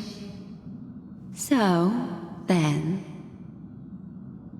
it's time to tell you a little bedtime story. Well, let's start with a conclusion. The crew was defeated in the battle against Sunday. Everyone in Penacony failed, and no one survived. But don't panic. The truth, as horrifying as it may be, is not yet irreversible.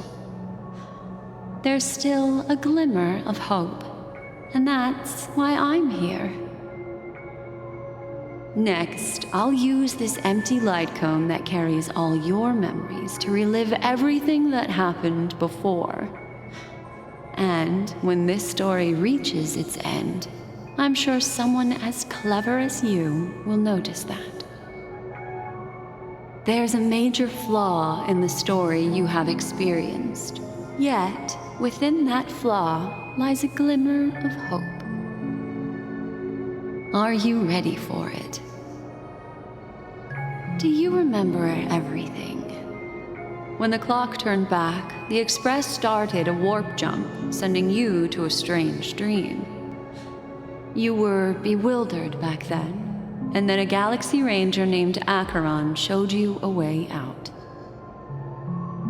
When you arrived at the Reverie Hotel, you met the doorman Misha and had a confrontation with Aventurine, an IPC representative. Thankfully, Acheron appeared again and helped you. After that, you saved Firefly and explored Penacony together. During the tour, you ran into Sparkle disguised as Sampo and accidentally entered a child's dream. There, I rescued both of you from death, but Firefly didn't return to reality. She realized the truth and tried to involve you in her plan, but that resulted in an accidental death. Even more unsettling, you soon encountered another murder. The 2 cases of death prompted you to investigate the truth behind the sweet dream. Despite your efforts to gather information about the 2 victims, you didn't make much progress. But you did learn about the watchmaker from Gallagher. Meanwhile, Aventurine was secretly carrying out his scheme, in which you were one of the pawns. In the midst of a fierce battle, Acheron revealed her true identity as an emanator of the Nihility and unsheathed her sword. That strike foiled Aventurine's plan and opened a passage between the sweet dream and the original memory zone. Upon your arrival at Dreamflux Reef, you learned the truth that death was actually dormancy, as well as the truth about the dreamscape, the Stellaron, and the bellboy, Misha.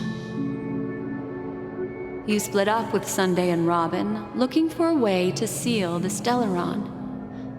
However, it turned out that Sunday and the Dream Master had their own hidden agenda.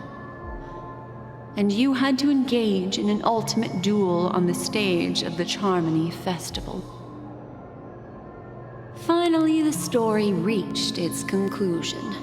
You emerged victorious, with the Trailblazer triumphing over the Order, and Penacony embracing a bright and peaceful future. This marks the end of the thrilling journey in Penacony.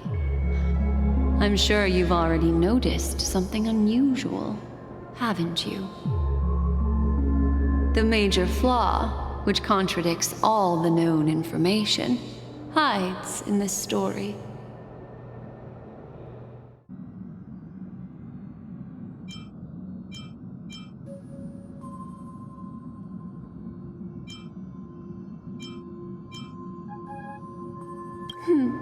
Little Misha. Or should I call him the Watchmaker? He's only a segment of memory in a dream bubble, but his ambition for the Trailblazer led him to leave the bubble and embark on a grand adventure in Penacony. While Misha is a rather special memory zone meme, and he was granted power by the Trailblazer, there's still one thing that he shouldn't be able to do. A life born in the memory zone could never manifest in reality. So, why did he appear in the Reverie Hotel in reality? The answer is simple. He is the one fatal variable that contradicts all our known information. This means that you, who wholeheartedly believe in this memory, are still trapped in the dreamscape at this very moment. Wake up, sleepyhead. Break free from this eternal dream and return to the real world. We'll find our answers there. The train is about to make the jump. 5, 4, 3, 2.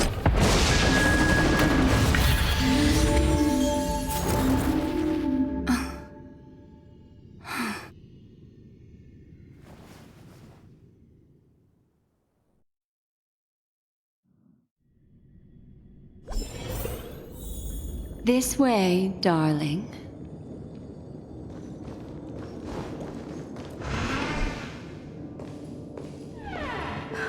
Not another one. Thank you so much, Black Swan.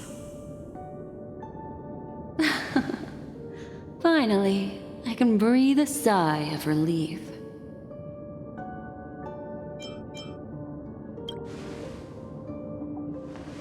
I understand you must be confused, and will do our best to shed light on the situation. However, before that, it's essential to know that this place is the rift between dream and reality. A place reserved only for those who have awakened from Enna's dream. Do you remember Sunday's ambitious plan? He intended to harness the power of the Stellaron, the collective will of over 100,000 Oak family members, and the desires of everyone in Penacony to usurp the harmony and restore the order. Unfortunately, it didn't stop there. From the early days of our journey into Asdana, we were already affected by the Stellaron. That strange dreamscape where we met. Maybe it was a sign that your thoughts were beginning to drift away.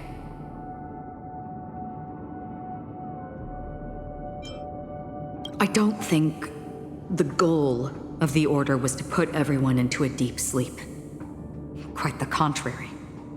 They used the Stellaron to catalyze the leakage of Asdana's memoria into the material world, allowing the dreamscape to blend with reality. And that included a lot of memoria from the Beyond the Sky Choir.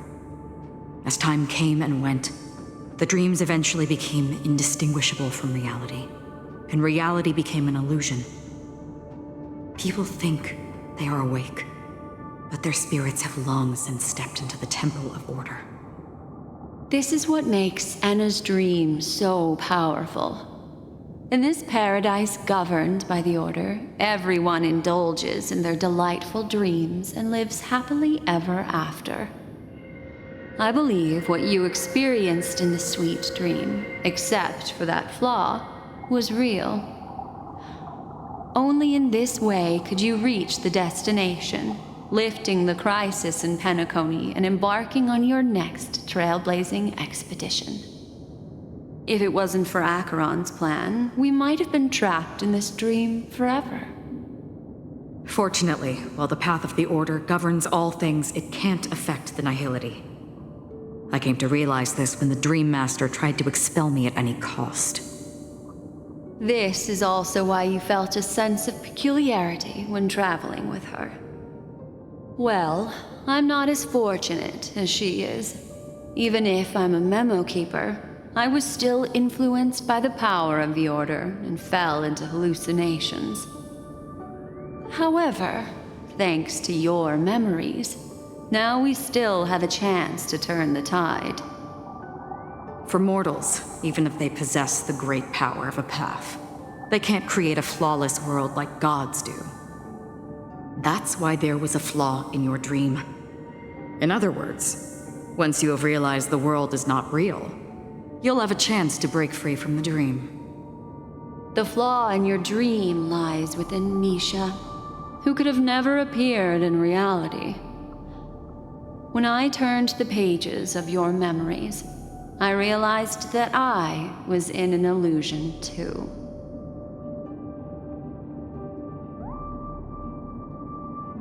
Now Sunday has usurped the power of the Harmonious Choir through the Charmony Festival. As Donna has thus fallen into Anna's dream, transforming everyone equally into the notes of the Aeon. Failure doesn't mean weakness. Only the strong can gather the will to resist the Order and try to break free. We still have a chance, though. To make it happen, please, Black Swan, guide us to those with a strong will. All right, please come with me. These people are... They're the ones who accept Anna's dream and indulge in their happy illusions. We have no means to wake them up now. Not even your clockwork will do the trick. However, there are still other things we can do. Let's keep going.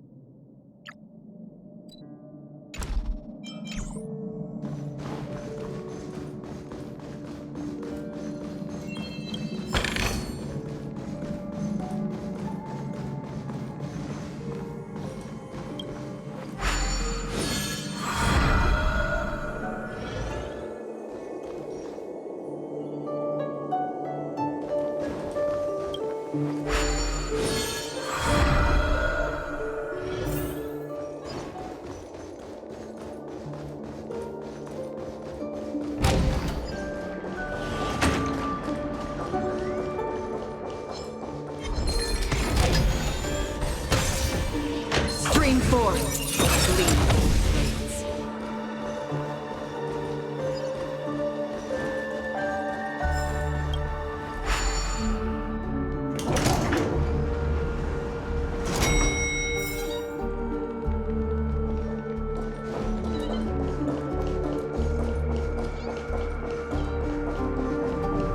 Here we are. It's... Robin?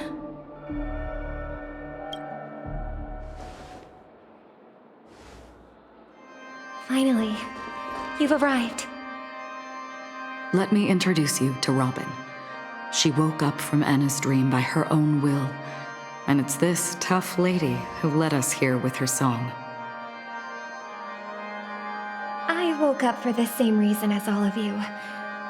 In the dream, I experienced something that could never occur in reality. Are we going to lock it up in a cage? I want to see it fly freely in the sky. Without us, this bird would be too fragile to survive on its own. Do you want it to die? No, but... Then let's take care of it together until it can return to the sky. Huh? Birds have wings because they're meant to fly.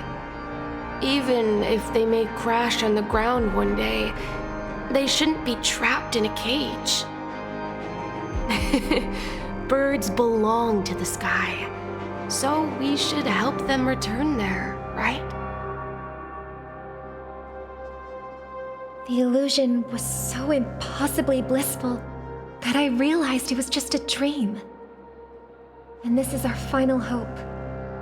Enna's dream is founded upon the harmonious choir, namely everyone's shared wishes.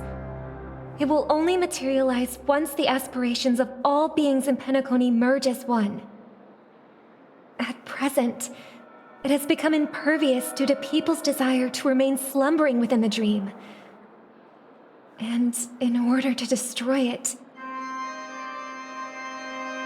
we must make everyone in Penacony want to wake up.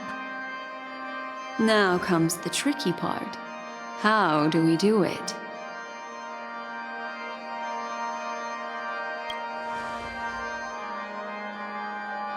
Humans yearning for sweet illusions borders on obsession, leading them to subconsciously resist the harsh reality. Therefore, I carefully selected a moment where she was completely unguarded, guiding her to uncover the truth herself to make her regain her consciousness. However, to wake up everyone in Penacony and get them to share the same determination, that would be nearly impossible. Indeed. I'm afraid it's almost as difficult as resurrecting an Eon. But we can't just stay here and do nothing. This is a critical moment for the whole universe. Who cares about some dumb number? Thanks to Black Swan. You're welcome. And thanks to the memo keepers in Penacony, too. I believe your partners have also awakened from their dreams. This is the first step of our plan. With the assistance from the Garden of Recollection, those who possess a strong will, like you, will gradually awaken from the dream. These free wills are the discord that will sway Enna's dream. However, awakening a mere handful of individuals is insignificant compared to the vast number of people immersed in the dream. We must find other ways to awaken the free will of millions of people within a short period of time.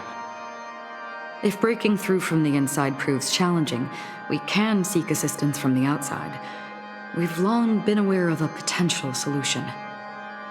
Asdana is a galaxy known for its abundant memoria and the remarkable phenomenon known as synesthesia dreamscape.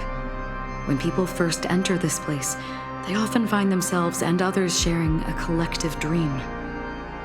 At this very moment, there is only one dream encompassing the entire Asdana system.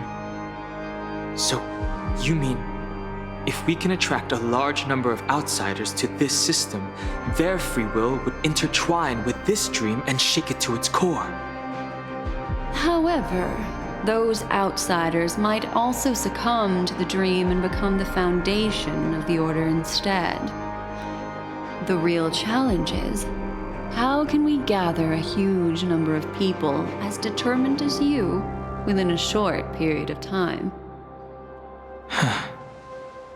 Looks like the Jade Kiss of Allying Oath will be the only solution. No need for that. keep your once-in-a-lifetime treasure. We don't need to bother the Cienjo Alliance for such a tiny request. You want thousands of people with unwavering free will? That's easy. Just leave it to us Galaxy Rangers. You can gather Galaxy Rangers?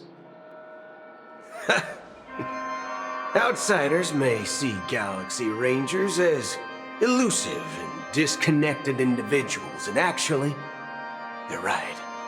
And that's why we have a tacit understanding among us. Do you know what it is, Acheron? It's the relic I returned to you. Exactly.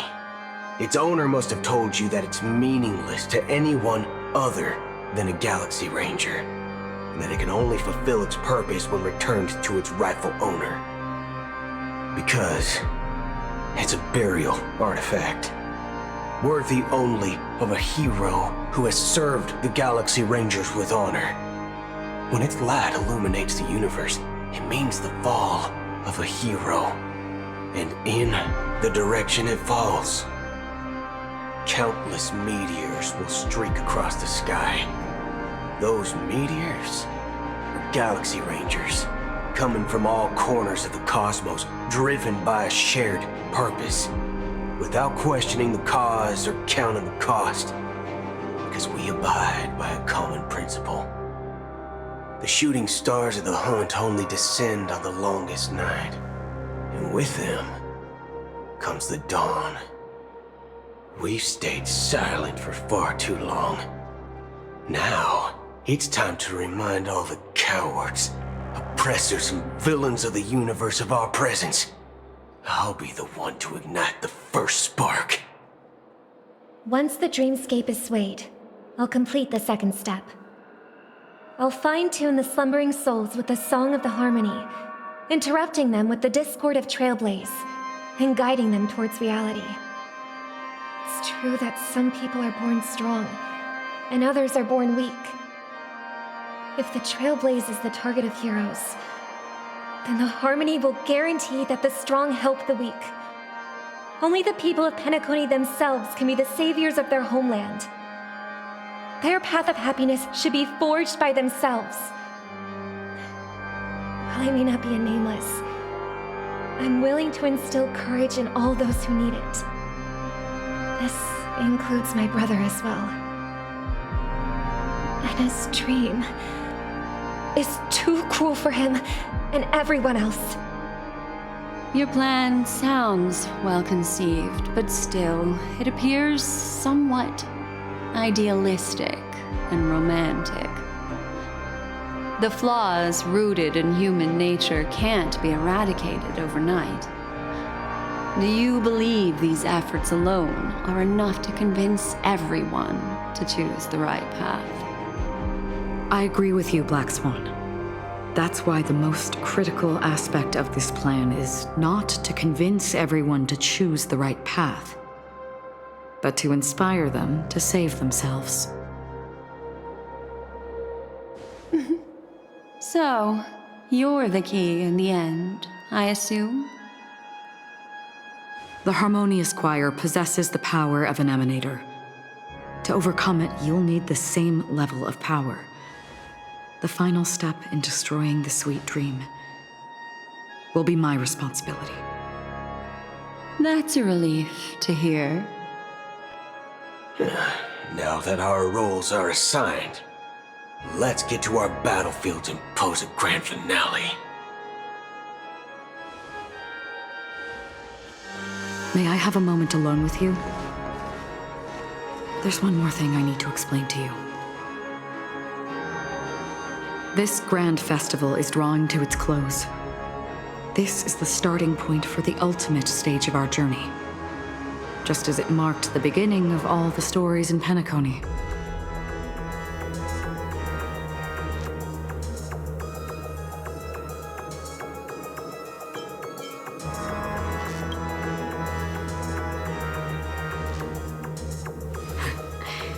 Only by reflecting on our steps can we remember the path we should be walking on, and the companions who have walked alongside us. There's something you should know. We were able to locate you within this boundless dream and find the key to breaking free from the dream. All because of one person's unwavering dedication. Firefly. She awakened from the dream ahead of others, discovered the Express amidst the stars, and brought us valuable information about the remnants of the Order. She may have been aided by the script, and it came at a cost. As you know, Firefly is a stowaway who entered the dreamscape in a different way from ours. Without the dream pool in the hotel or assistance from the family, she can only awaken from this dream in one way. A real death. We mustn't fail her determination. I'm not implying that we must win this fight no matter what, but our resolve should match that of that courageous lady. Are you ready?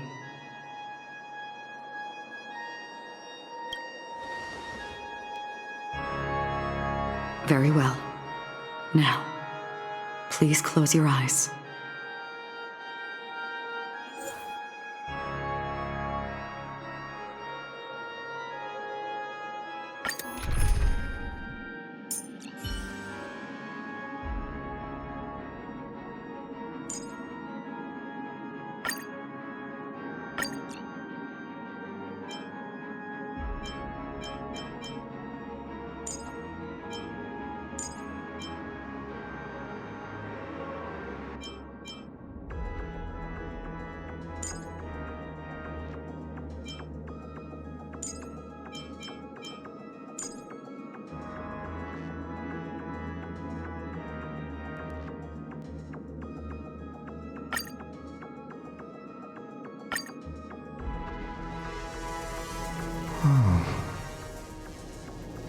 How long has this reign been ongoing? If I remember correctly, it has lasted for decades, or even centuries. The unwavering determination of the Hunt followers persists even in death. But thankfully, we've guided those lost souls to their lives beyond. They were heroes in their time. And they won't be reduced to puppets of the nihility in their death. You see, the shadows on the sea have vanished. Do you remember? He once said that the sky would clear when the regrets of the departed had faded away. But it's still raining. I know. So, why is all this? Why did this rain choose me? Because someone's regrets haven't been fulfilled, perhaps. Mortals who walk the paths are like sailors on a vast ocean, leaving behind a trail that creates countless ripples of possibilities. These ripples last longer than the fleeting lifetimes of humans. And for some, their presence leaves such a strong mark that it's reflected in the waves. Sin-thirsters, the obsessions of the Pathstriders. They emerge from the depths of Ix, seeing themselves as masters of their own destiny, unknowingly repeating the actions of their past lives. They emerge from the nihility and head toward it, leading purposeless lives. However, these hollow phantoms, they have journeyed with me for such a long time.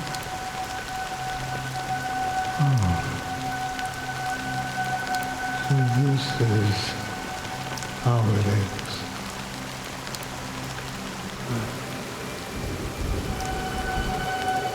I'm already dead. Yes.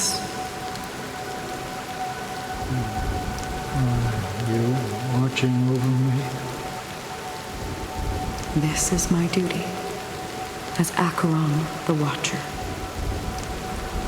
I'm guarding the path to the abyss of the nihility, guiding every soul reluctant to become one with it. Back to this side. But if this is what the departed ones expected, should you try to change it? I don't know.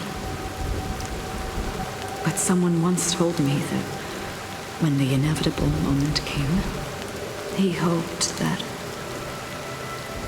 someone would stand at his grave and place a bouquet of flowers.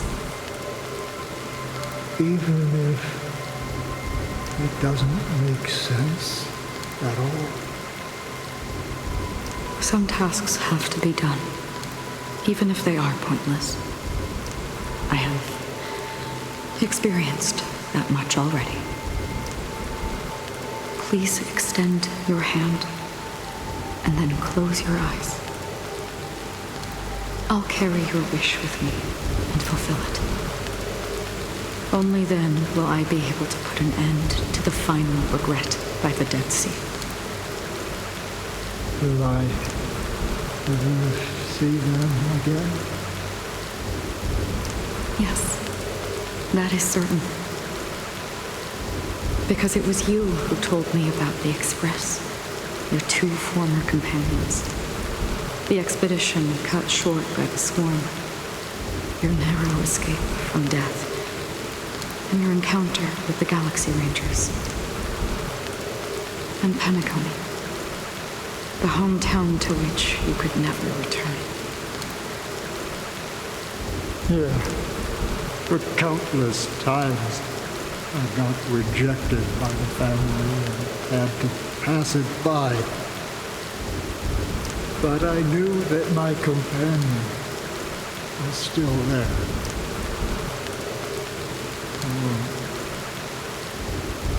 Mikhail, are you still there?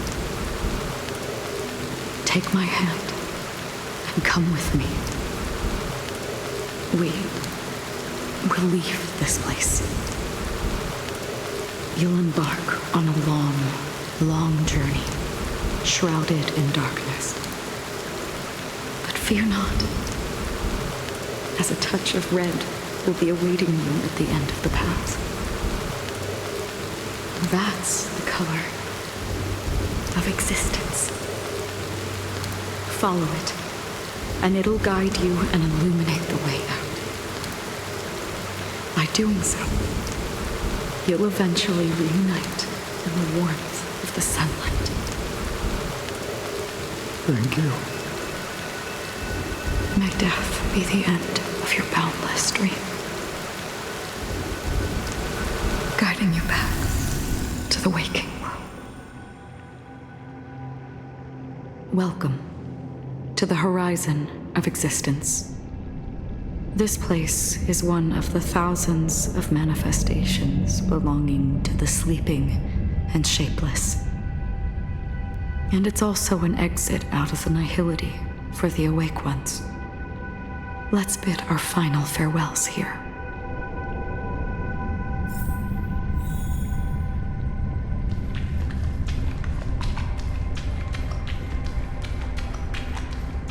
Always distinguish between reality and imagination.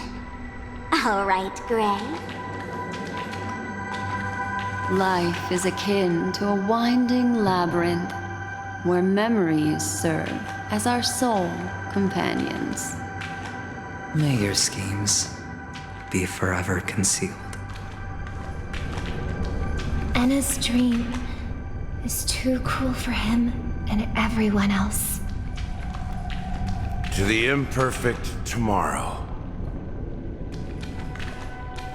I still remember the question on the invitation letter. Why does life slumber?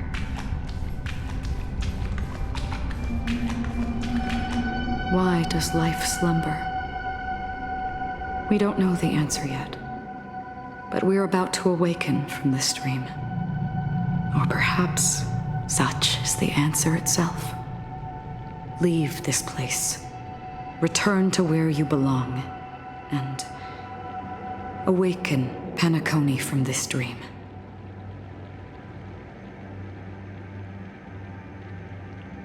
As I said, our plan is not about convincing everyone to choose the right path, but about inspiring them to save themselves. So, when will people actively save themselves? The answer is when they are in desperate situations. Like a drowning individual in the deep sea. When one's body and mind bear immense pressure, agony, confusion, and despair will follow. I firmly believe that. The fragility of humankind often freezes them in their tracks. But in truly desperate situations, they will strive to save themselves. And now, Penacony has enough heroes to lead them forward. It's through this inherent, self-centered instinct that people exert their utmost effort, even when they know their struggle is fruitless.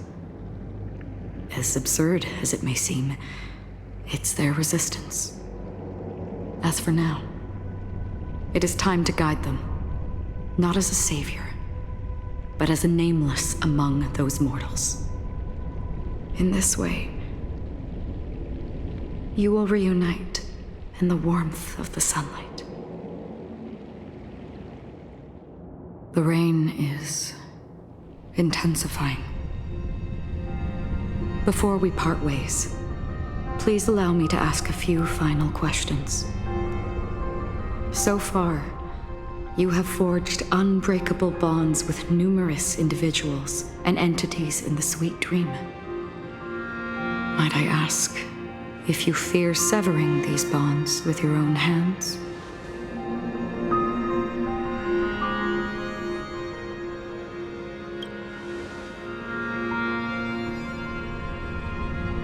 If there is a vast, lifelike dreamland that is virtually indistinguishable from reality, a realm without death, where everyone can attain the happiness and fulfillment they deserve, living blissfully ever after, I would ask, would you wish to stay?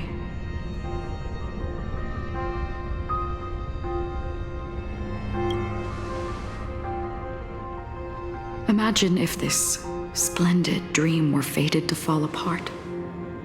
Friends, family, strangers, followed by the gentle breeze, soaring birds, the stars, and ultimately yourself.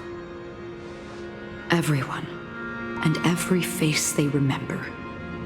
The joy and the heartaches, the vows sealed and those left hanging. All will inevitably march towards a predetermined ending. If you had grasped the journey's finale right from its inception, I would ask, would you still embark on this journey?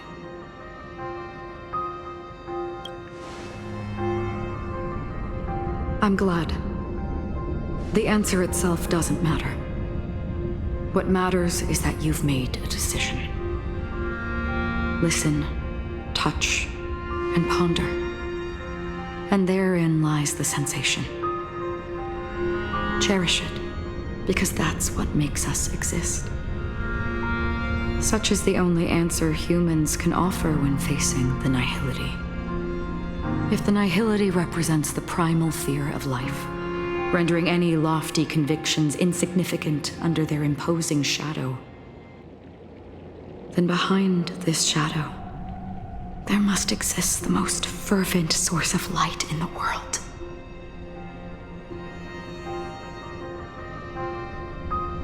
Just as every life that edges closer to death fervently approaches the end of the nihility, we must pursue that primordial light. I don't think you exist in the nihility. and you watch over others to depart it. Such a task is absurd and meaningless. Nevertheless, someone had to do it. As for the meaning you mentioned, even if it's a meaningless task, I've come this far, haven't I? Even if the future you forge may not even belong to you. It may not belong to me, but it definitely belongs to someone. What hardships you must have experienced. In that case, allow me to do something meaningless too. Please, do me the maid.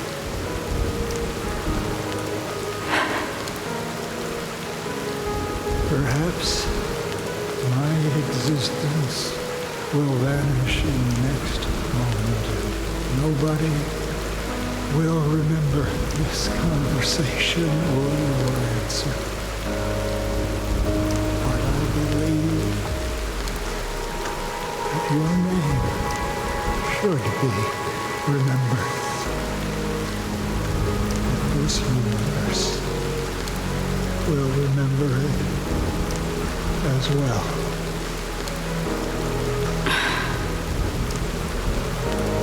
For me, some things are difficult to recall, yet there are others that I find challenging to forget. Such is memory, a creation of the past that blossoms into significance in the distant future.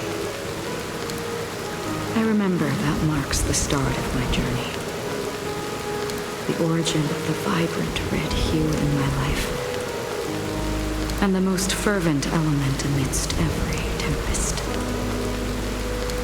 That's my name. Raiden Ozenmori May.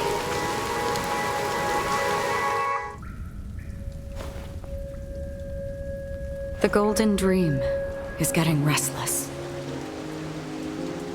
In the coming long nights, I'm afraid you will face many setbacks and witness many tragedies. And in the end, you will only see in black and white. But please believe me, that in that monochrome world, there will be a glimpse of fleeting red. And when you make a choice, it will appear once more.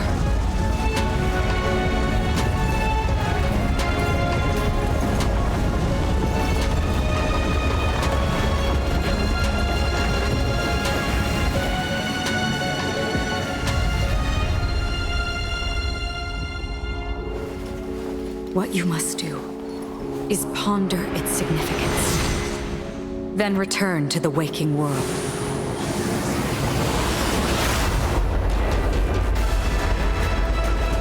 That's where we all find our answers.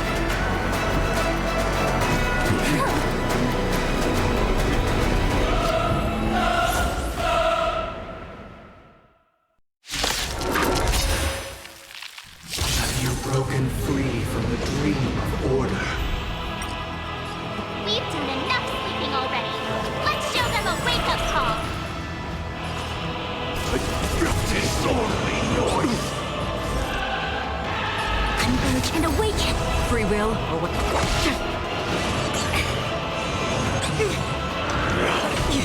Without order, how can the weak be righteous?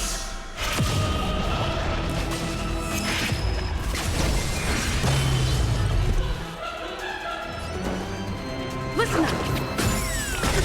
Noisy. Stand down. Noise is fading. No matter. All things in this work, human creations. Destined for oblivion. I weep for the departed. It too shall fall. Wake up! Let's play our own melody. Let the show begin. Time for some hardship. I see through you. Disorderly noise! Listen up! Another journey begins. Still waters are clear. Leave it to me. Stand down. Again? Enjoy eternal peace.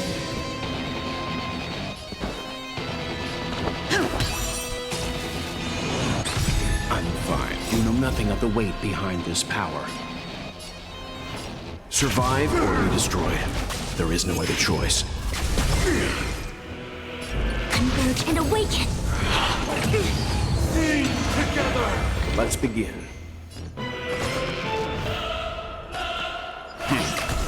Free will, or was it fate? Destined for oblivion. Disorderly noise!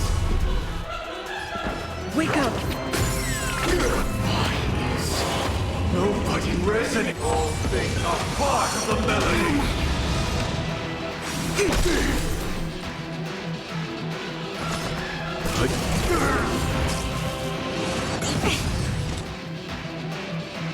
How noisy! Listen up! Let's play our own melody. Let the show begin. Again? Sink into a dream.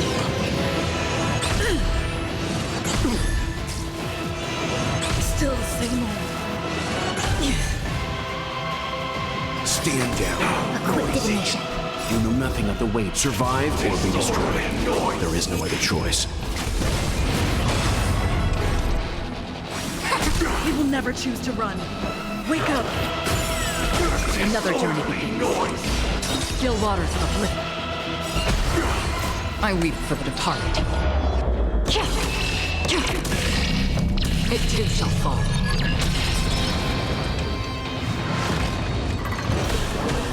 7,336 notes. I solemnly invite you to join the glorious chorus and ascend to the heavens!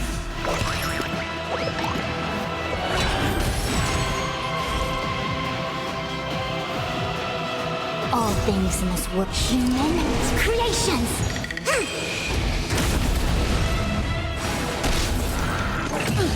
With wisdom comes protection. Destined for oblivion. Stand down. Yin and yang! All things are part of the melody. If the dreamscape is indistinguishable from reality, can it still be called an illusion? Converge and awaken! With this perfect melody I command, recreate paradise anew!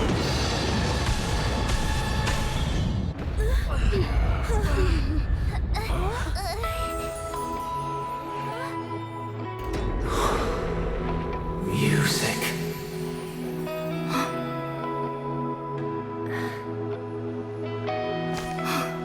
There seems to be another kind of sound coming into the Order's symphony.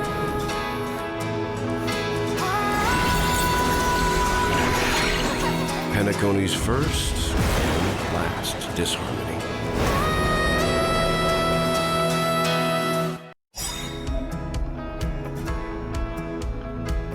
Those imprisoned in their dreams are awakening for freedom.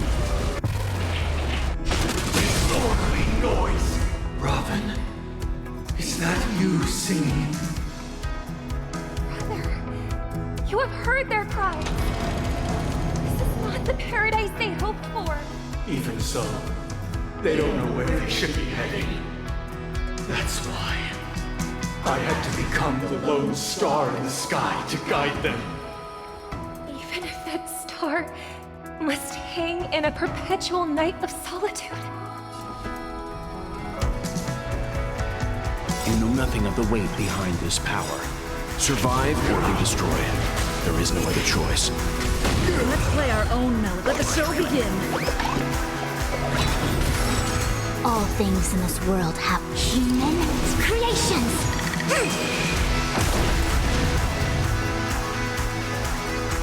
Listen up. Noisy. Destined for oblivion. Wisdom comes. I see through you. Let's begin. All things are part of the melody. Sink into a dream. Another journey begins. Still waters of oblivion. I'll take the lead. Have a noble soul! Don't be shackled by the past! Disorderly noise!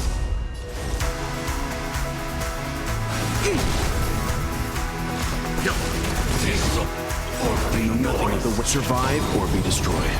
There is no other choice. Noise is fading! Wait for good tidings. I weep for the departed. It too shall fall. Still singing. Keep up with me. Wake up. Noisy. Let's play our own. Let the show begin.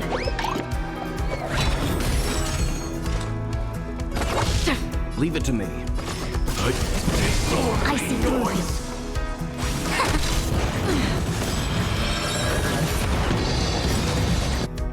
Yin and yang. All things in this world, human creations.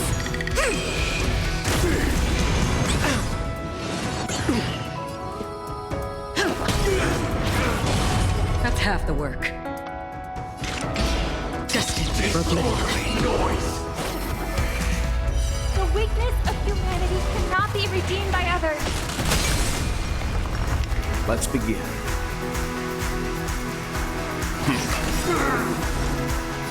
Converge and awaken. You know nothing of the survive or be destroyed. There is no other choice.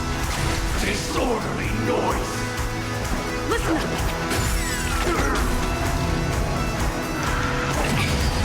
Wisdom comes protection.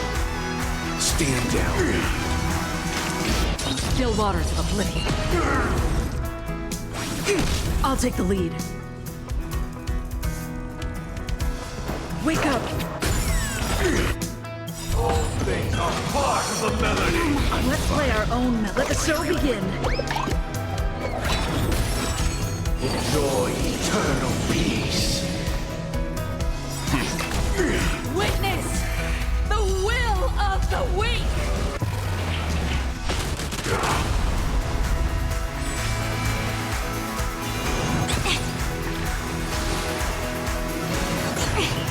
Noise is fading.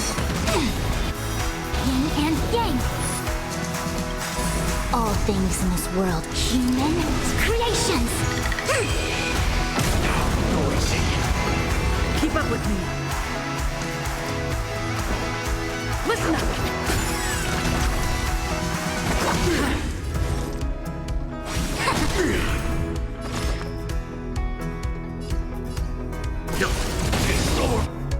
You know nothing of the weight. Survive or be destroyed. There is no other choice.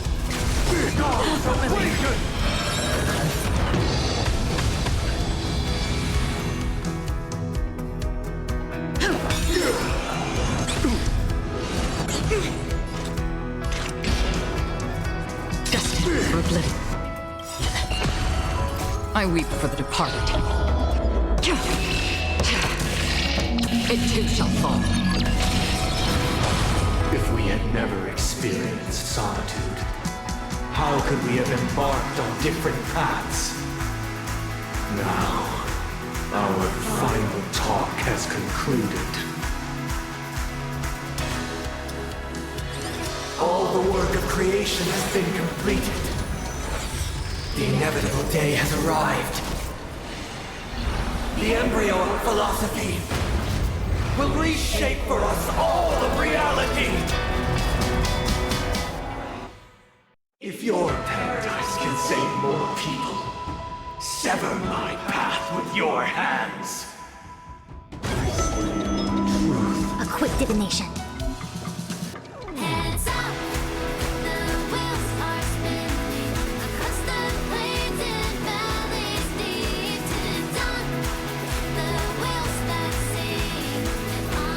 Hesitation only breeds chaos. Converge and awaken! May I honor Even if the future is full of pain, we won't escape from it!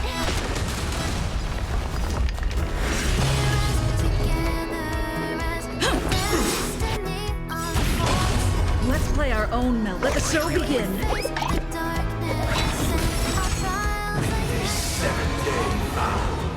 I command you to heed my summon. Uh-oh! I have a bad feeling about this! It was not you who created all things.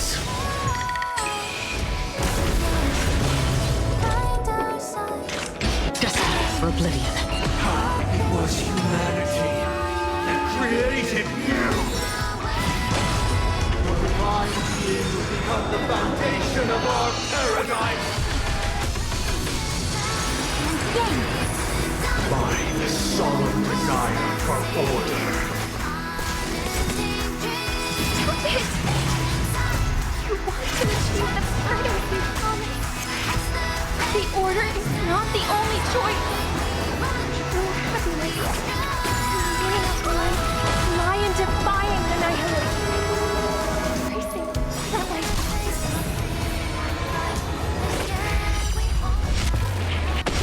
Insolent! Free will, or was it fate? Still waters of oblivion. Time for some hardship. Blasphemous! I see through you. Converge and awaken! Destiny for oblivion. Blasphemous!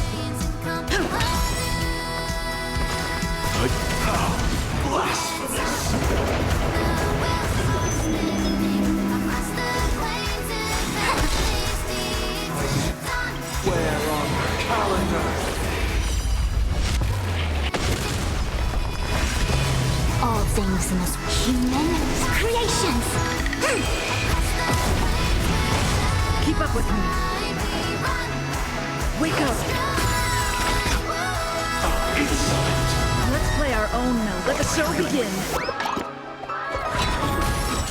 I swear on words. Another journey begins. I swear on vows. Leave it to me. Stand down. I swear on rules. A quick divination. I swear on meaning. Listen up. I swear on human dignity. Let's begin.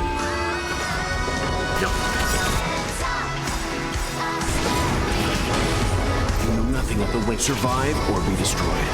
There is no other choice. I weep for the departed. It too shall fall.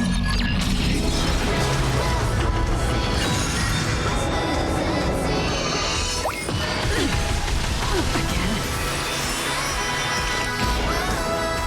Still waters of oblivion. I swear on truth.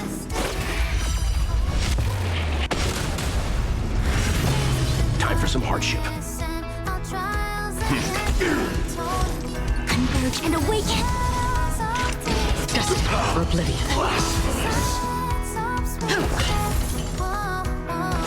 I see through you. Wake up. Free will. Let's play our own. Let the show begin.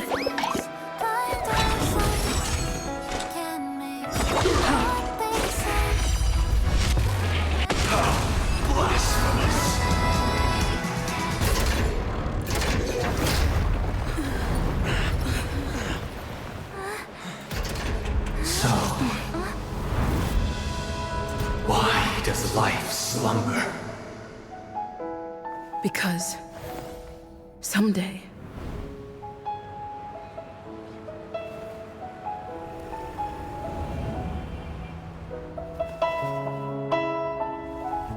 We will wake up from our dreams.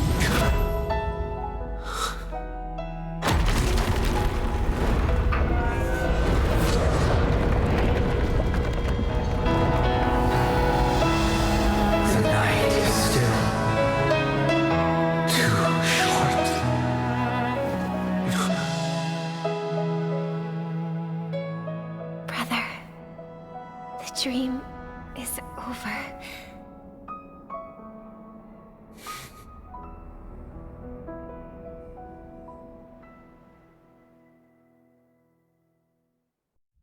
In the first year of the AE 2158, a fiery conspiracy erupted in the land of the dreams, but soon faded in chaos and destruction.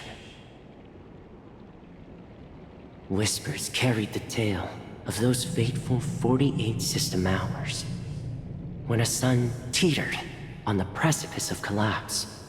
A paradise stood on the brink of destruction, and a world was poised to surrender to its new master.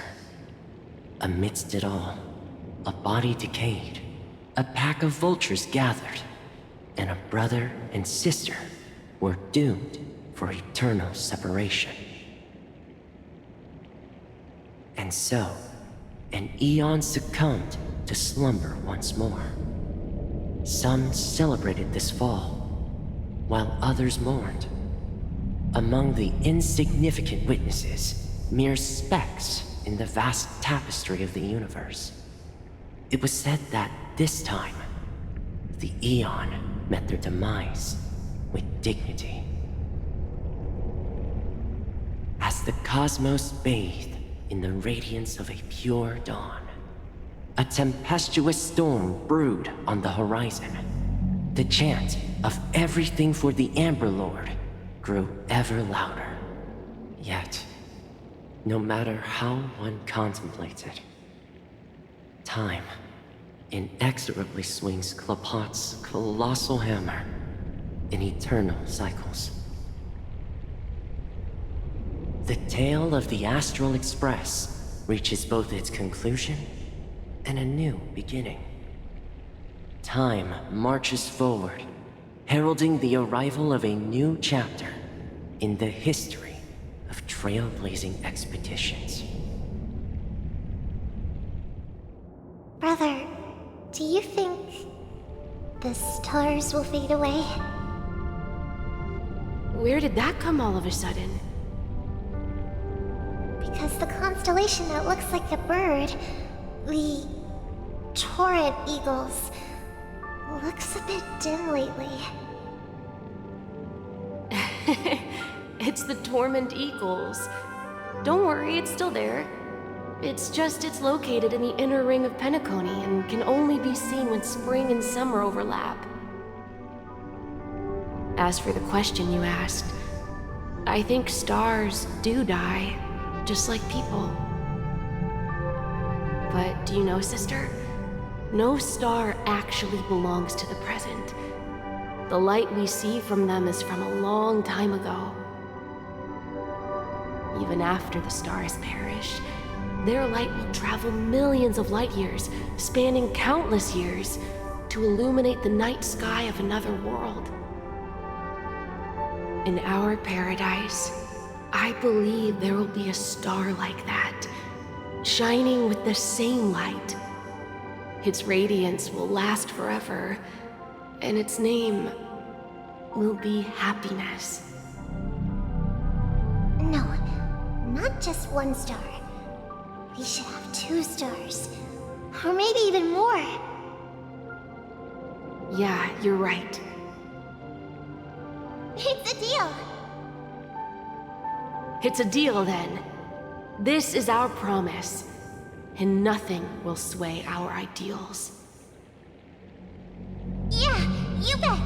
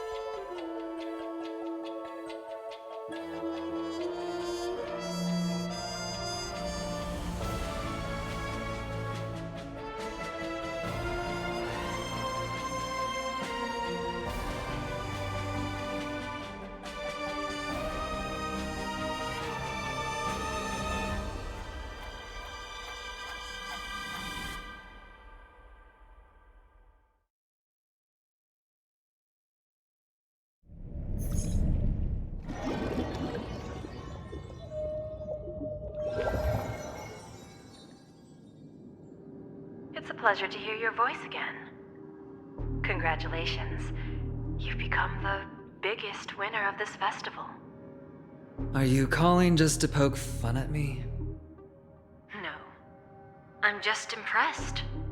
Not only did you venture alone into Penacony and discover the truth of Dreamflux Reef, but you also managed to escape with the help of that Knight of Beauty. Remember the recording you received from your Trailblazer friend? It's now the most valuable chip in this game. However, this came at a high cost. Losing a cornerstone is a hefty price to pay. Diamond just called a meeting to discuss what to do with you. Just as I expected. So is Diamond planning to demote me, or kick me out of the 10 Stonehearts? Why don't you take a wild guess? Well, alright. Then I'll guess. He's going to promote me to P46? Alright. What will you wager? Are we talking about a real bet here? I don't want to wager anything just to escape your clutches. But if it's just a friendly bet, I'll put on the line what I did when we first met. I'll bet my life, ma'am. Interesting. But since it's Diamond's call, no one can predict the outcome. I'm on my way to Penacony. Once everyone is settled, we'll return to Pier Point for the final showdown. Sounds like I'll be out of the action for a while. Finally, a chance to kick back and relax. Yeah. Leave everything to me and Topaz, child. Thanks to you, as soon as the Jade Stone was delivered to the family's compound, we finished up our preparations. The seeds we planted have taken root. Soon, it'll be time to reap the rewards. Huh?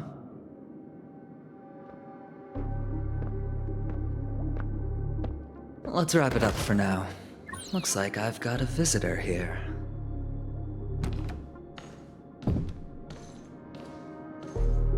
Oh, so many surprises today.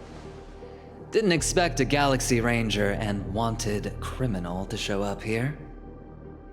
One who managed to take out 2 IPC members under the noses of our fleet. Do you understand what that means? Screw wubba boo, I just put him to sleep. Don't try to intimidate me with that nonsense. Besides, I've taken down more IPC lackeys than the residual value you squeezed. And I don't mind adding a few more zeros to my wanted poster. I have a question for you. Be honest, or I don't mind putting a bullet into your head. Tell me, where is Oswaldo Snyder?